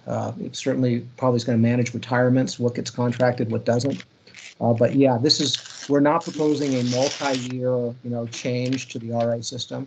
We're saying keep the general structure. So to the extent the general structure today has shortcomings that are handled by the IRP, probably the same thing going forward under this. We're not trying to solve all problems with this. And that's helpful. I think the disconnect I was having is that I'm not seeing much of a symbiotic relationship between IRP and RA. And it looks like this maybe doesn't do anything to make that worse, but it certainly doesn't do anything to make it better. No, I want to chime in on that. Another thing that sort of drove us to look at this was how close the thinking was here into how IRP thinking is. Because we definitely wanted to make sure that there were not like sort of two completely non-cooperative ways of approaching problems between IRP and RA. So that was actually a consideration. It's one of the things that sort of pushed us more in this direction. Okay, so in the interest of time, I mean, we are already 6 minutes over the allocated time for this segment, but we see a few hands up. Why don't we quickly run through them, and then, rest of the conversation can be potentially taken up during the discussion. So, Jin, hopefully your headset is working now. Can you hear me okay now? Oh, yep, sound wonderful. Great, thanks. So just a quick clarifying question. Since we have the 24-hour must offer maintained, and maybe I'm reading too much into this table where it's saying first hour available, last hour available, but it's not requiring resources to be shown in consecutive dispatch, is it? Since this is an accounting exercise, so long as you meet the 4-hour minimum requirements, you can actually show a 4-hour resource, 8-hour resource, in any hour. Is that correct? Yeah, that's correct. As long as contractually available in those hours. So we say like, a 16-hour import, on-peak import, would need to be shown in the hours that it's available. So I think that's an important component. But it's intended to be a little bit of a simplification. It's a stacking exercise, not an optimization. Obviously, the resources are subject to, what we're saying is they're subject to existing rules and must offer obligation, which also needs to respect use limitations as well. So. Okay, yeah, I appreciate that, and taking into account deliverability, I assume as well. That's right. Okay. Next is Chris Dewan. Hey there, Chris Devon from Customized Energy Solutions. Quick clarifying question for you guys at SCE. Is this going to be a bottoms-up approach where this is LSE specific? Is that the way you're envisioning it? I think Peter also asked this question in the chat, so I just wanted to raise that. Yeah, Chris, it's a really good question, and I don't think we're, I don't think we've made a determination on our end. We've had some internal discussion and debate about whether or not the load forecast would be bottoms up or top down. I think our current leaning is more towards a top-down approach with maybe some ways of shaping that would, align better with the various profiles of different LSEs, but still focused on this sort of the existing sort of, let's just say, 8760 IPER forecast, as a starting point for determining the worst day in each month and the shape or profile that we're intending to meet. So I think that's our thinking, but we think this is something that would need to be explored further within this workshop or stakeholder process. Okay. Thanks for that. I think it sounds kind of like you guys are thinking maybe some type of a hybrid approach where it's a bit of a top down and then maybe a little bit more bottoms up as far as like the actual showings go itself. So that does answer one of my concerns, which is that if you do bottoms up really across the board, I think you lose a lot of diversity benefits of being in the whole pool of the Kaiso for RA purposes. And so I do like the response there. I think that's the right way to maybe think about developing this further. But I guess the other thing I just wanted to throw in as just something to consider here is this really seems a lot like the Kaiso portfolio analysis concept, but just in the sense of an individual LSE by LSE showing. And I guess this is more like a stack analysis, but it does look a lot like that portfolio analysis. So I just think, it's maybe getting to something that's maybe more granular than really needed if we're going to be doing this. I understand the concerns about over procurement and wanting to shape the requirements across the day, but I just get a little bit concerned that maybe we're ignoring what are the real reliability periods that we really need to focus on and maybe have ability to shape the requirements on. I think that maybe the slices that are maybe more than one segment of hours could actually be shaped in a way that could address some of those over procurement concerns perhaps. But I'll have to think about it more. I'll stop there. Thanks, Chris. Okay, thank you. Next is Kathleen, and then we have one more. So Kathleen, please ask your question. This is Kathleen Colbert from Vistra. Can you define what your storage efficiency penalty is on your slide? Sure. Recognizing that there's efficiency losses when you charge and discharge solar. So the round trip efficiency might be, say, 85 or 80%. And so if for storage, you'd have to show that you had excess capacity equal to 120% of your dispatch within your showing. Okay, thank you so much for defining that. I wasn't entirely certain you were referring to round trip efficiency. I did want to share a suggestion. Just for context, Vistra owns a 400 megawatt, 1600 megawatt hour battery asset. And so I will emphasize that the round trip efficiencies are different for maybe different for every battery. 25% definitely looks really high. I wouldn't personally want one like that. And one of the things that we have also been putting forward in other stakeholder processes is that we actually believe one of the best practices is to oversize the generating facility. So just for context, like our asset that we sell for RA already accounts for round trip efficiency. So it would be a double hit if this were to be applied to our asset. So that would be a concern. So you might want to think about whether or not that showing for a battery would be generating facility and RA, and kind of maybe applying that on a check that you're not getting shown something for RA that hasn't accounted for it. Just want to make sure to crowdsource that. Thanks.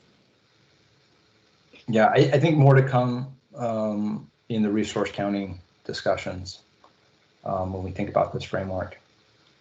Okay. Next is Mark Specht. Yeah, thanks. This is Mark Specht with the Union of Concerned Scientists. Just a quick question on the treatment of variable renewables. Are you all thinking it would still be some sort of like exceedance methodology based thing to come up with the like 24/7 profile or the 24-hour profiles? So, I think that's open for discussion, Mark. We think it could be an hourly ELCC calculation, which we think would be consistent with existing statute. It could also be done on an exceeding framework. It could just be expected energy, in a given hour. So I think this is a topic that needs more discussion, but we think it can be done in a manner that's, consistent, I think, with state statute on that matter. Okay, thanks. Yeah, I think that's going to be a question common to any framework. All right, and the last we have is Scott Murdishaw.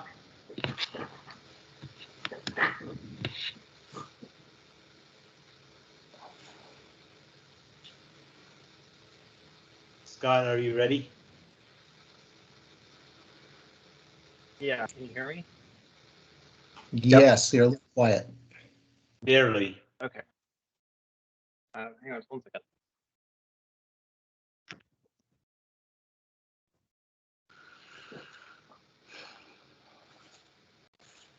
We've lost you, Scott. Yeah, we can't hear you.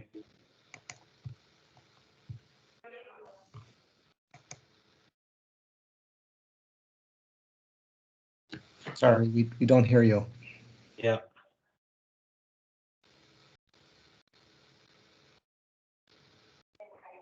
Scott, can you hear us?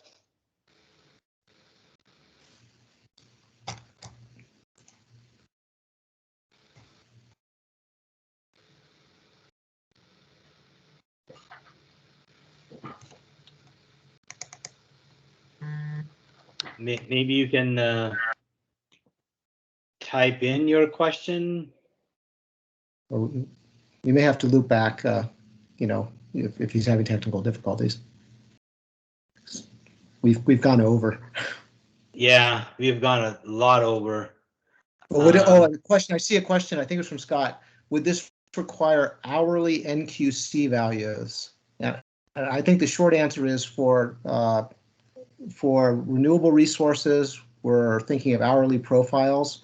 For everything else, our current thinking is we have a single NQC value the way we do it today. Okay, thank you, Jeff. And, you know, perhaps if. Thanks, everyone. Yeah, thank you, Jeff and Josh. If Scott has a follow-up, we can pick it up in the next section. So sorry for shortchanging, but we did have this last segment set aside for a discussion session, and I believe PG&E was going to lead that section, including next steps. So either Peter or Luke, are you going to take it from here? I can take it from here. Thank you. No problem. I don't have anything to show in slide wise, but what we wanted to do was to be set aside some time to have a discussion about sort of what you've seen today, what makes sense, what doesn't make sense, what should we be pursuing, and you know, how should we be moving forward on this. So it's really a time to let people who've been listening all day, give them a chance to talk and provide their opinions and provide input on what should happen next and where we should go from here. From PG&E's perspective, there is a lot of, we're really very much still relatively early in the process. You know, we just had a number of questions about sort of resource counting and how resource counting would work. We haven't yet delved into resource counting, but the idea to some degree is that we would be talking about resource counting to some degree in the same type of framework that we have been thinking about the presentations and the straw proposals we've seen to date. So with that, let me open it up to see what comments and direction people would like to see or suggestions people might have. So let's go to, I guess, Dariush. Go ahead.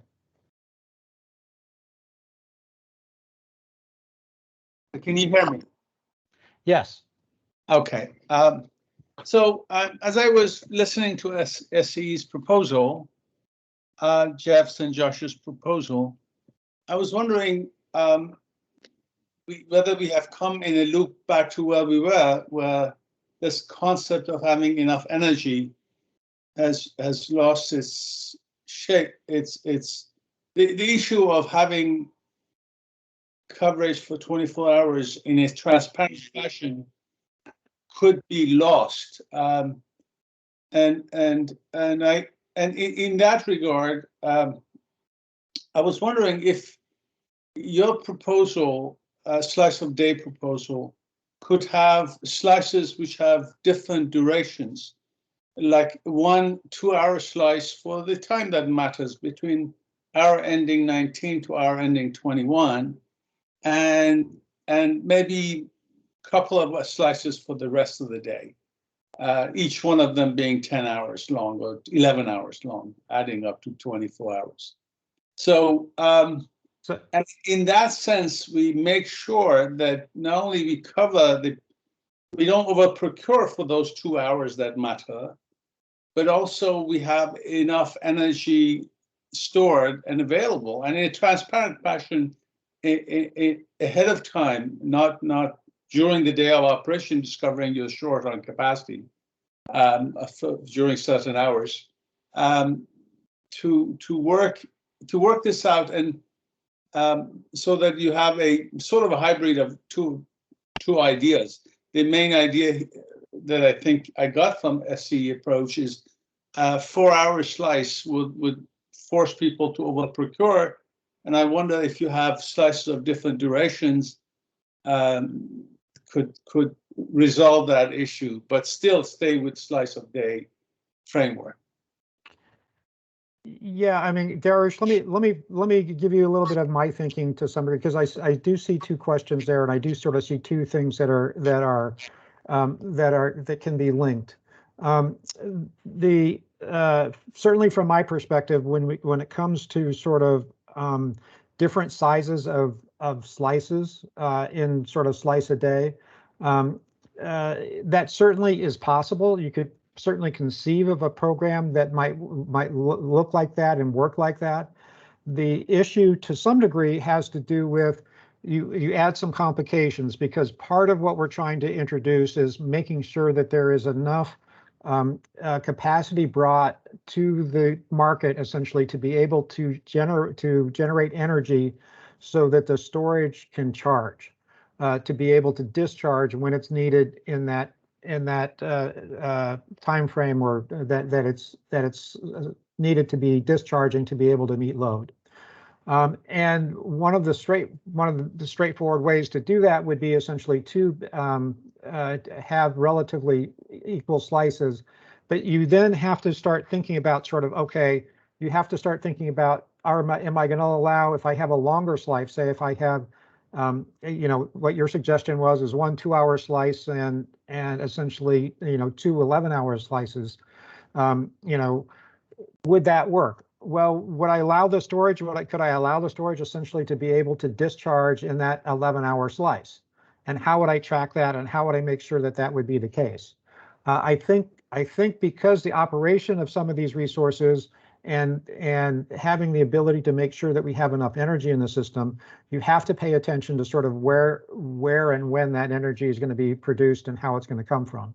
You would have to set up, in that case, you'd have to set up an energy tracking for storage type of arrangement to be able to make sure that that would be the case. Now, that's something we can do.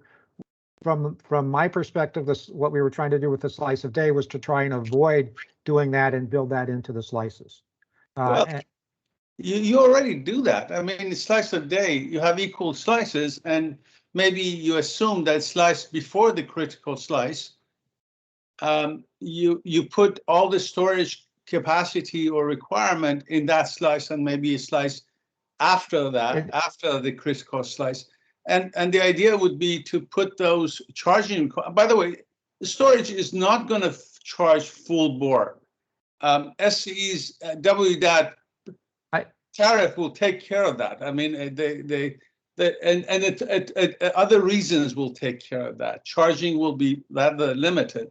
So people are going to charge at low megawatts over a long period of hours to be ready for that 4 hours that matters, or that 2 hours that matter. So having your framework looks after enough charging of resources, because during certain slices you add storage as load and make sure that that's correct.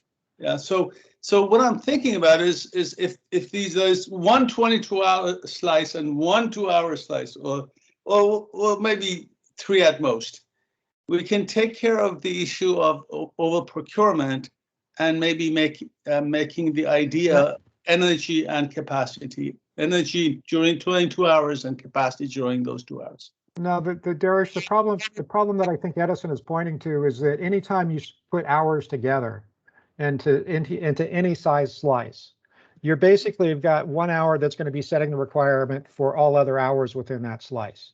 And if you're thinking about, if you're asking the question, am I procuring the right amount in each hour? The answer would be no, I'm over procuring because one of those hours, even if I put 2 hours together into a slice, one of those hours essentially is setting the requirement, which may be seen to be higher than what would be needed in other hours. And so I think the point of the 24 slice or the Edison proposal is to say, look, let's try and get away from having that kind of inefficiency, and let's try and make sure that we hit the requirement and the quantities in each hour as they're needed. And I think that's more the point of going to the Edison I don't want to call it the Edison approach, the 24 slice approach.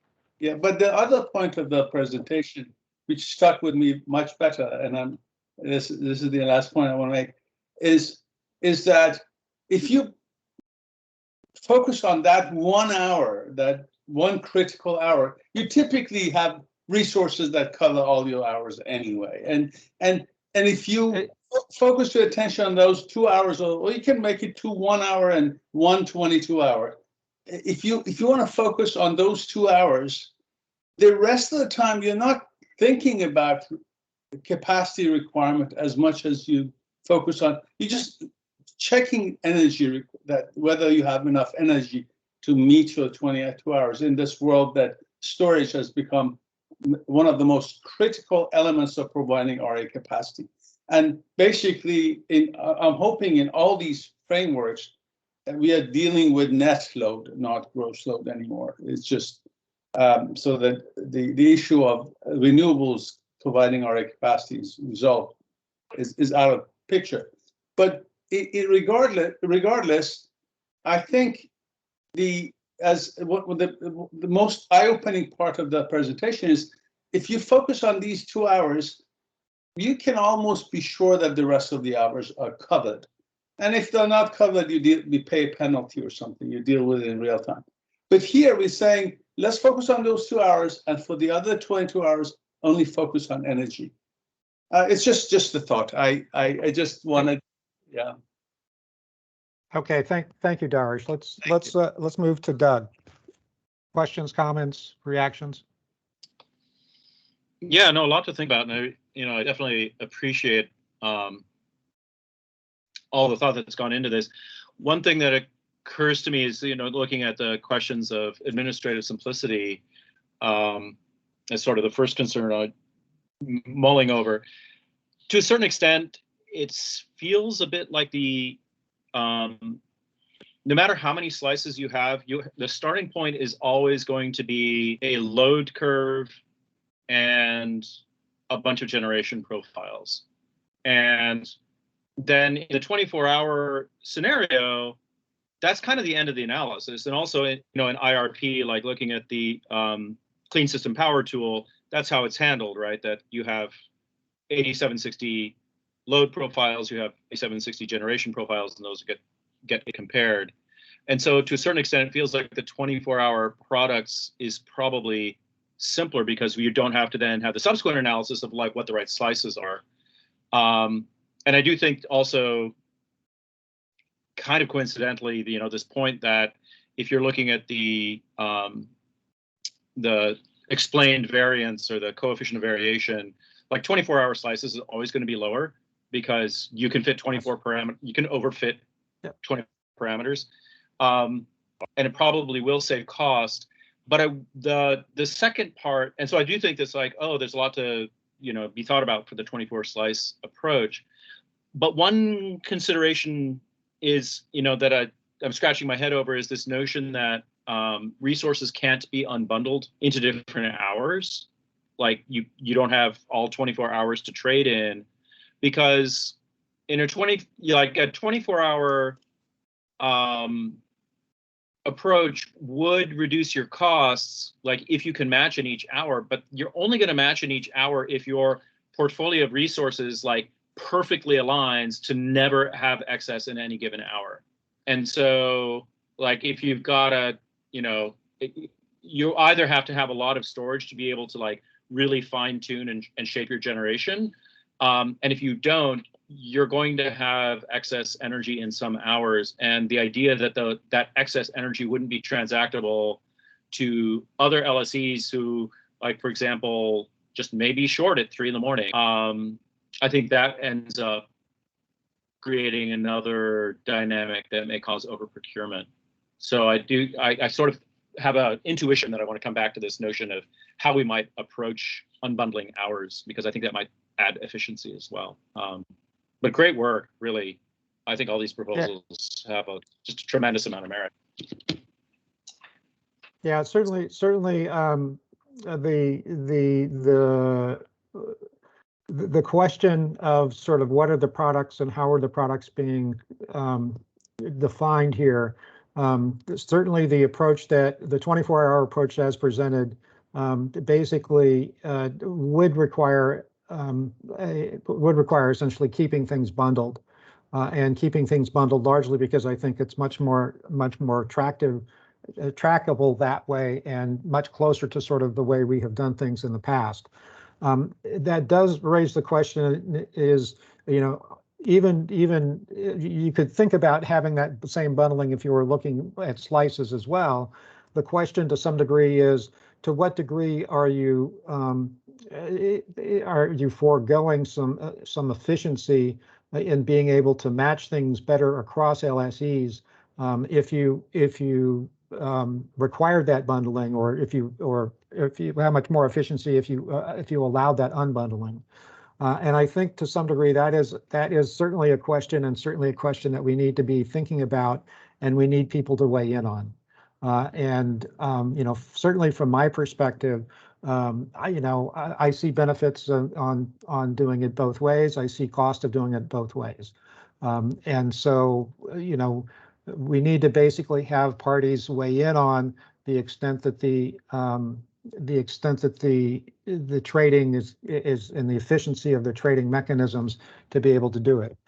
Jeff, you just put something in the chat. I don't know if you want to unmute yourself and speak to it. I don't want to take cuts, so I just put it in chat. People have hands up, but okay. Just saying that I just want to emphasize we did allow trading and swapping. So you're really talking about after everyone does that, really what's left, and we couldn't figure out a way of quantifying it.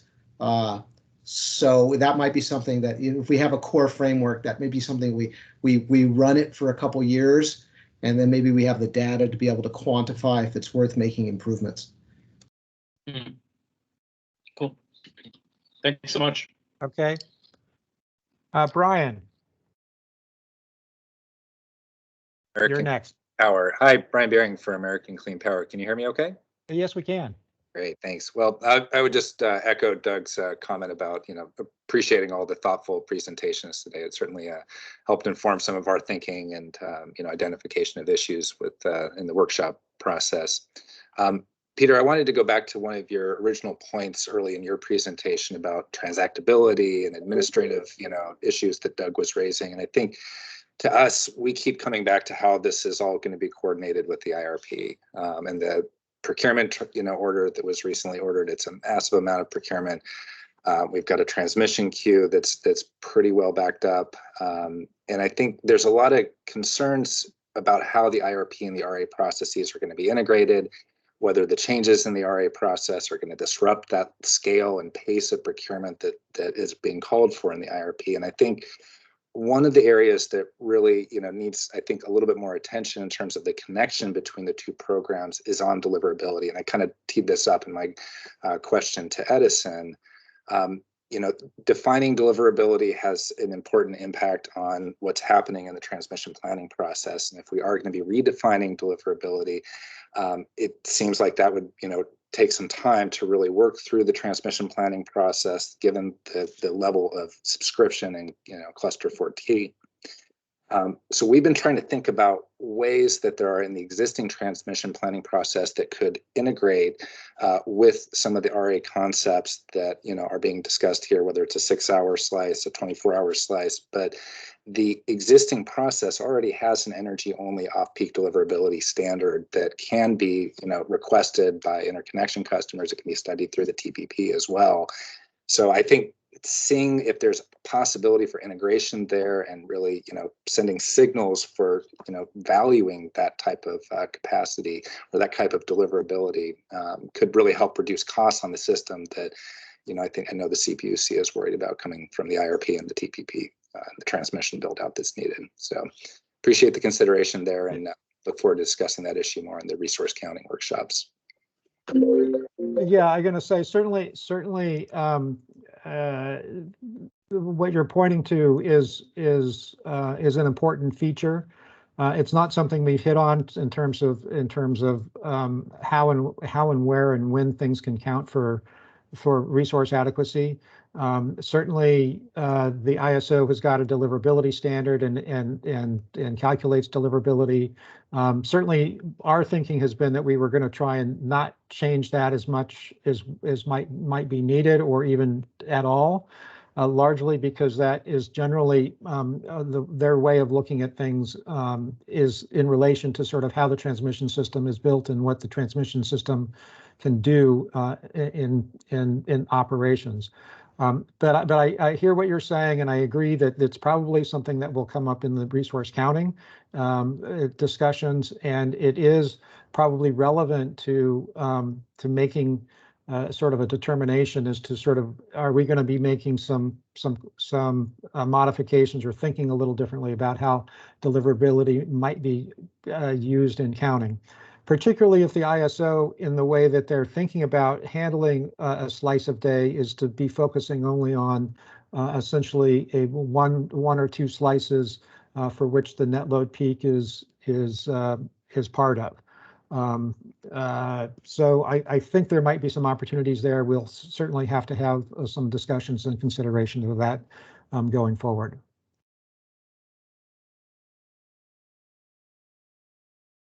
Noah. Hey, Peter, Noah Tom with Middle River Park. Can you hear me? Yes. Oh, great. Just getting some of your thoughts on, after the presentation from the Kaiso with its sort of limitations on CIRA, as well as, Edison's proposal. Has any of that changed sort of your thought process to PG&E's current proposal? No, I don't. Let me first say I don't know that PG&E has a current proposal in terms of we're still thinking about sort of what the parameters are and how the parameters should be put together and how to think about all the parameters of how this should work. And I think there are some very important considerations that we still need to talk about. We still need to talk about resource counting. We also still need to talk about sort of what the system need determination is and how those allocations is done. And probably more importantly, we also need to talk about sort of what the relationship is with these things and these pieces to the level of reliability that's being delivered and how it fits together. I think I said earlier in the day, there is a relationship between sort of what the level of desired reliability is, as well as then sort of how we're counting things, how we're setting requirements, how are we requiring LSEs to meet those requirements, how resources count for those. One of the things that certainly occurs to me when I think about going to a very, very fine-tuned approach where you're only just hitting exactly the amount of capacity that you need, there is a concern from, or at least it raises a concern in my mind about, well, what if your estimate of what you exactly need is wrong? Have you built anything in? And that's to some degree where the planning reserve margin has been. And so there's this relationship between sort of the number of seasons, the number of slices, how we set up the configuration of things, as well as then sort of what the resource is counting. If you count resources for less than what they might be able to do, you're putting some buffer in there. if you basically then set the requirements based on a 1 and 2 requirement, 1 and 2 load forecast requirement, or is it done on a 1 and 5 load forecast requirement? You're building in some additional buffer there. The planning reserve margin is explicitly something that has been put forward as a buffer to make sure that you are hitting what your reliability metric is, or your target reliability is. So all of these things work together in my mind, and all of these things need to be traded off, or at least thought about in a very in ways that essentially will come up with what seems to be something that could work and work best in the best sort of way to be able to get to the level of reliability that would have implications. Certainly, I think one of the things that if you are comparing, say, a 24 slice proposal with a 4-hour slice proposal or something like that, because you're doing over procurement in certain hours, that may well have an implication for what you think the planning reserve margin needs to be for that period or for that time frame. And so, I mean, all of these things are related, and they're related in ways that I think we need to be aware of and with the eyes open. With regard to sort of the IRP and where the IRP is moving and how the IRP is moving, certainly I'm looking forward for further modifications to some degree in the way that the commission has looked at putting forward procurement requirements and how those procurement requirements and how they're defined and how they've been defined in the IRP, how they relate then to what we're trying to set up here, and trying to think about the fact that it probably shouldn't be too much of a mismatch, but again, depending upon how we're defining things here, will have an impact on that, and will have an impact on the way things are set up in that regard. So Noah, to answer your question, these conversations have certainly from my own personal thinking, they've opened my eyes to sort of say, well, there's a lot of different ways to do it. And we just need to make sure that we're putting forward a way that makes sense to most people and makes sense to the commission, makes sense to the Energy Division, to be able to set up the framework and operate the framework in the way that it needs to be able to hit the level of reliability that I think the commission wants. So I don't know, Noah, if that is a satisfying answer or not, but that's the way I sort of have been thinking about it. Yeah, I guess I'm gonna go back to my analogy of a Sudoku puzzle, where we're still trying to figure out what number or what option we're gonna pick for which box to get to that final solution, right? So to me it seems like a 6 slice 4-hour, or yes, 4-hour or 6 4-hour slices rather, seems to line up well with the 4-hour minimum requirement. And I think on the sort of over procurement thought is that it's not only, you also have to account for what the NQC value of such resources qualify for on a per season monthly basis. And sometimes we know that certainly certain capacity in January is much more is lower than other months of the year. And so if they're sort of bundled together in a season, then that capacity value may be of overstating that contribution anyway. So it's unclear whether or not how we sort of calculate that there is actual over procurement or not. But going into some of the other pieces, would be interested in understanding and getting alignment on IRP, with like marginal ELCC values to be used in RA space, or some type of vintaging component, just as many people here have talked about in the alignment for IRP. And I think we should also think about opening, at least with the Kaiso, I don't know if they're still online here, that maybe we can I think some of the discussion that Chris and Grant may have had earlier on outage replacement. I would also think about those constructs as we consider what the solution finally looks like. But appreciate your response there.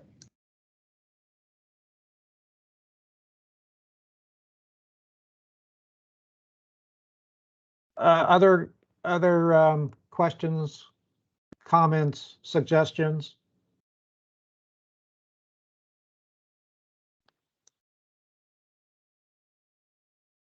Yeah, Chris, go ahead. Yeah, Peter, I know I've said a lot today. I want to leave space for other folks, but I do want to just throw in another thought here, maybe just for consideration. The PUC has done their LOLE update that they provided, I think, last year. There's some heat maps about what hours show those loss of load probabilities. I think maybe trying to do something similar to what you've done on the analysis with that variability or variation piece that you have, maybe comparing what slices have the most loss of load probability occurrences, or what hours in the slices are happening the most often. You've seen those observations. That's just one suggestion where I think that might be able to help inform the discussion on the reliability side for setting the slices, without going all the way into the discussion of what should the PRM level be necessarily, and that whole debate. I think that needs to happen when we get into the counting of the LOLE target across the whole year and slices and stuff. So just a suggestion that might be somewhat informative on the reliability side. I just bring it up because I hear from SCE and PG&E and some others today that the over procurement concern is a big deal. But I really agreed with you on all the stuff you just mentioned about having that cushion and what the PRM is supposed to do and those sort of things that you're mentioning. I won't recap all that, but I just wanted to throw in this idea that I think the reliability side really does need to be part of this discussion of the slices and how that's set up. And so I just encourage maybe some more thinking on that. But I think I'll leave it at that.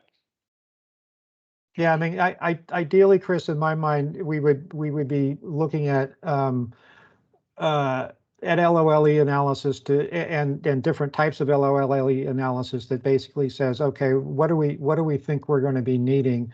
And again, an LOLE analysis for the most part is only as good as the portfolio that it assumes is in place at the time.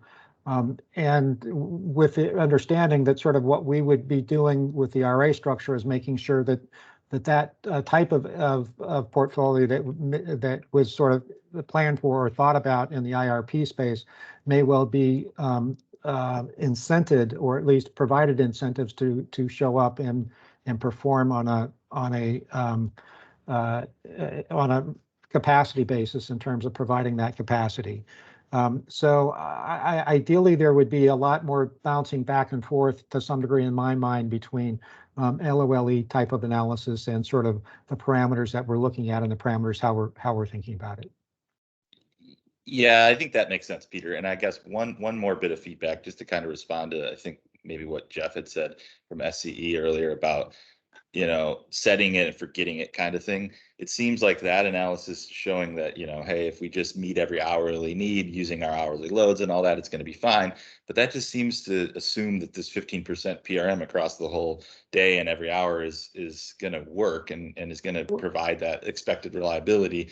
At least that's what the way it was presented, the way I took it. But I just think maybe we need to think about the ability to have these things be revisited and actually updated on a regular basis. I know I just want to throw the other countervailing point in, because I think what we've done in California up to this point is just set it and forget it with the PRM that we have, and it's obviously not working and not really getting to the needs and all the hours. And I think that there should probably be maybe a consideration of the PRM being different in different hours or different slices potentially. And I think that could be informed on a regular basis, like what Vista was pointing out and others were pointing out, that it should be actually done with some analytics, and we should revisit this stuff and make sure that it still makes sense as we move forward. So anyhow, I'll stop there. Let others take the floor. Thanks. Peter, this is Josh Copenhaver from. Yeah, Josh, go ahead. Go ahead and respond. So Chris, I don't think we're trying to suggest that a 15% PRM across the board would be sort of robust or remain. I think it's something you still need to look at within the context of the IRP, and we need to set the PRM ultimately based on the grid mix, potentially by hour, but it should be done based on kind of an LOLE type analysis.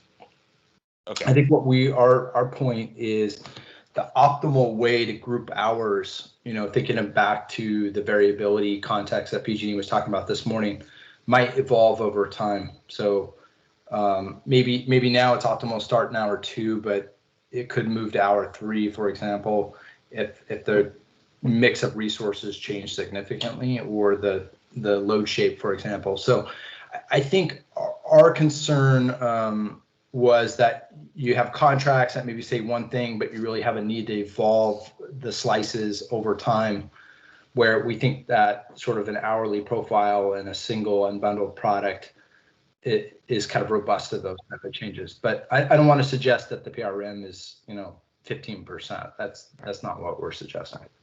Oh, okay. Thanks for that, Josh. I appreciate the clarification. Sorry for putting the words in your mouth. I assume that response does make sense, or I guess I would acknowledge that your response makes sense. And I think what I'm taking away is that you guys were more focused on the contracting and needing to change the slices, as opposed to maybe having more variable target on the PRM. So that makes sense to me. Thanks. Yeah, I mean, I think anybody who's thought about this realizes that all of these things need to be determined together. We can set up a framework. We're then going to have to go back and check things like, okay, what is the right PRM for this framework for what the showing is going to be, and the level of reliability we want to get to. There will be, again, as the way I think about it is all of these things interact with each other, and for the most part, they need to be sort of clear-eyed when we're making decisions about any particular aspect, how that might affect the other aspects that go into making sure we have reliability. Kathleen, go ahead. I will also lower my hand. I really appreciate all the conversation today. I wanted to throw out just an echo that I think that what I'm hearing is some pieces from what you put forward, what Josh and Jeff did, myself, Kaiso, hearing some traction around all those. And then of course, last workshop. So I have a process-oriented question, and it also ties into what you said. As we kind of formalize, firm up what the package might look like, we will need to revisit the specifics of how each of these go. Well, I'm looking at throwing this out here because I think I'm the last person. Looking at our workshop schedule, and it's really fairly aggressive. And if it kind of keeps going like this, then I'm envisioning those workshops being similar, where we talk about options, but not necessarily finalizing and firming up an option to refine. But also I'm wondering about how feasible that will be if we don't have a structural design when we go into the next workshop as kind of a preferred approach. So I was just wondering if we could talk a little bit about process. Is there time to come back? Like, is that the plan? Every workshop talks about it in a silo, each element, and then we come back and have more workshops to come up with a package? Or are we going to define elements now and start providing feedback on that? Like, what's your thinking? I guess my thinking for the most part on this, Kathleen, and it's a really a good process question and sort of where we are. Generally, we're going to have to, so far, we haven't tried to drive to any decisions about this is the way we think, something should be. And for the most part, we will have to get there if we're going to be giving something to the commission in a report or something or some things, if we think that there's more than one way to get there. But part of me is thinking that, okay, we need to basically understand sort of, once we put a stick in the ground and say, this is what we're agreeing to and moving forward on a consensus basis, if we don't have a good idea of what all of the implications are of that, we may want to regret that and revisit that. And so what I'm trying to do, or certainly my intent is to try and lay a lot of those things out. As you'll recall, we have the way the structures of the workshops are. We have 2 workshops on fundamental structure. We have 2 workshops on resource counting. We have 2 workshops on allocation. Then we have a final workshop on sort of slice of day aspects, which sort of is to pull it all together. And so what I'm anticipating is that there will be enough of a discussion and enough of people to have ideas and want to be thinking about things and thinking, oh, we think this is the best way to be doing it, or one possible way to be doing it, to be able to say, okay, let's put this forward as what we think is the right way to go about it, and think about and do that. Now, I think for the most part, I've been resisting trying to have people say this is the way it should work, largely because I think all of these things matter, and they all matter in a way that is important to the overall framework.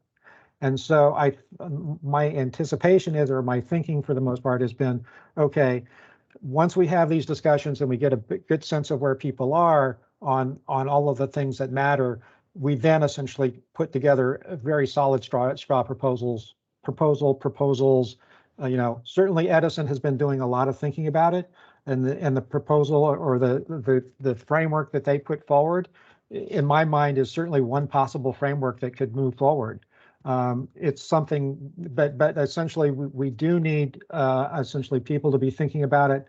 We need people to be playing to some degree with the data.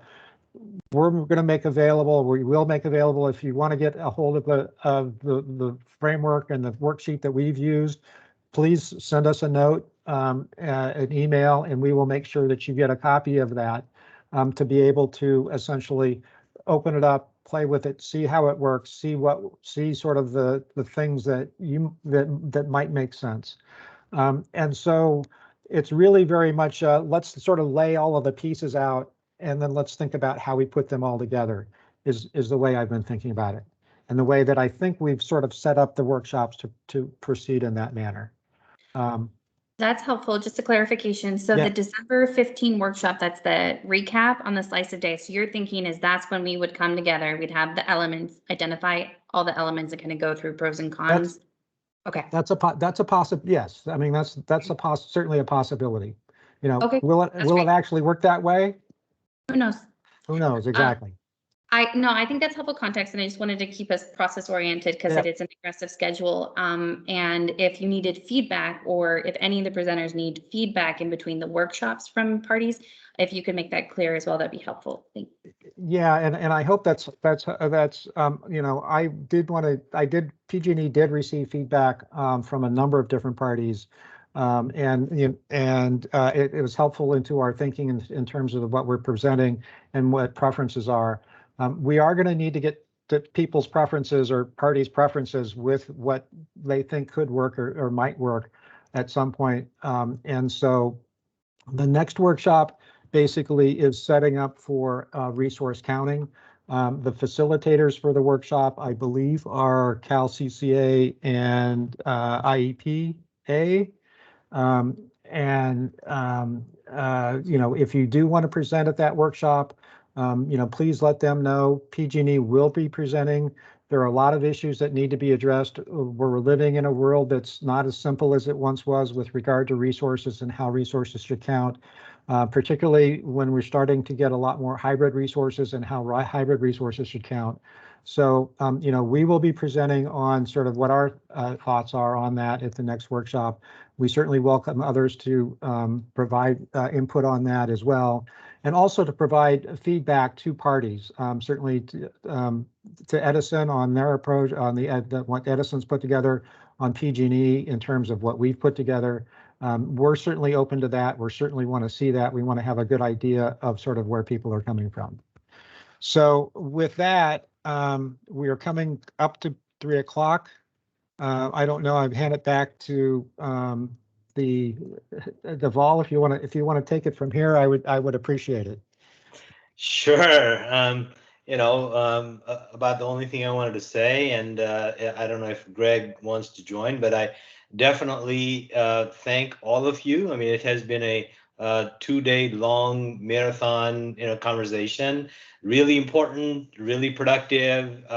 my apologies if I cut anyone off in their attempts to ask clarifying questions. Sometimes as facilitators, I kind of get a little worried about the timekeeping aspect. But in any event, appreciate everyone's engagement and thank all of you for participating. And as Greg had mentioned at the beginning, each facilitation assignment comes with the responsibility to write up the report for these sessions. So he and I will be partnering up along with our note takers to draft a report, and we look forward to sharing that with all of you as well. So let me thank everyone, and Greg, if you want to say anything.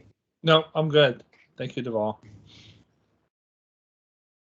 Oh. All right, right on time, and thank you all for participating, and have a great rest of the afternoon.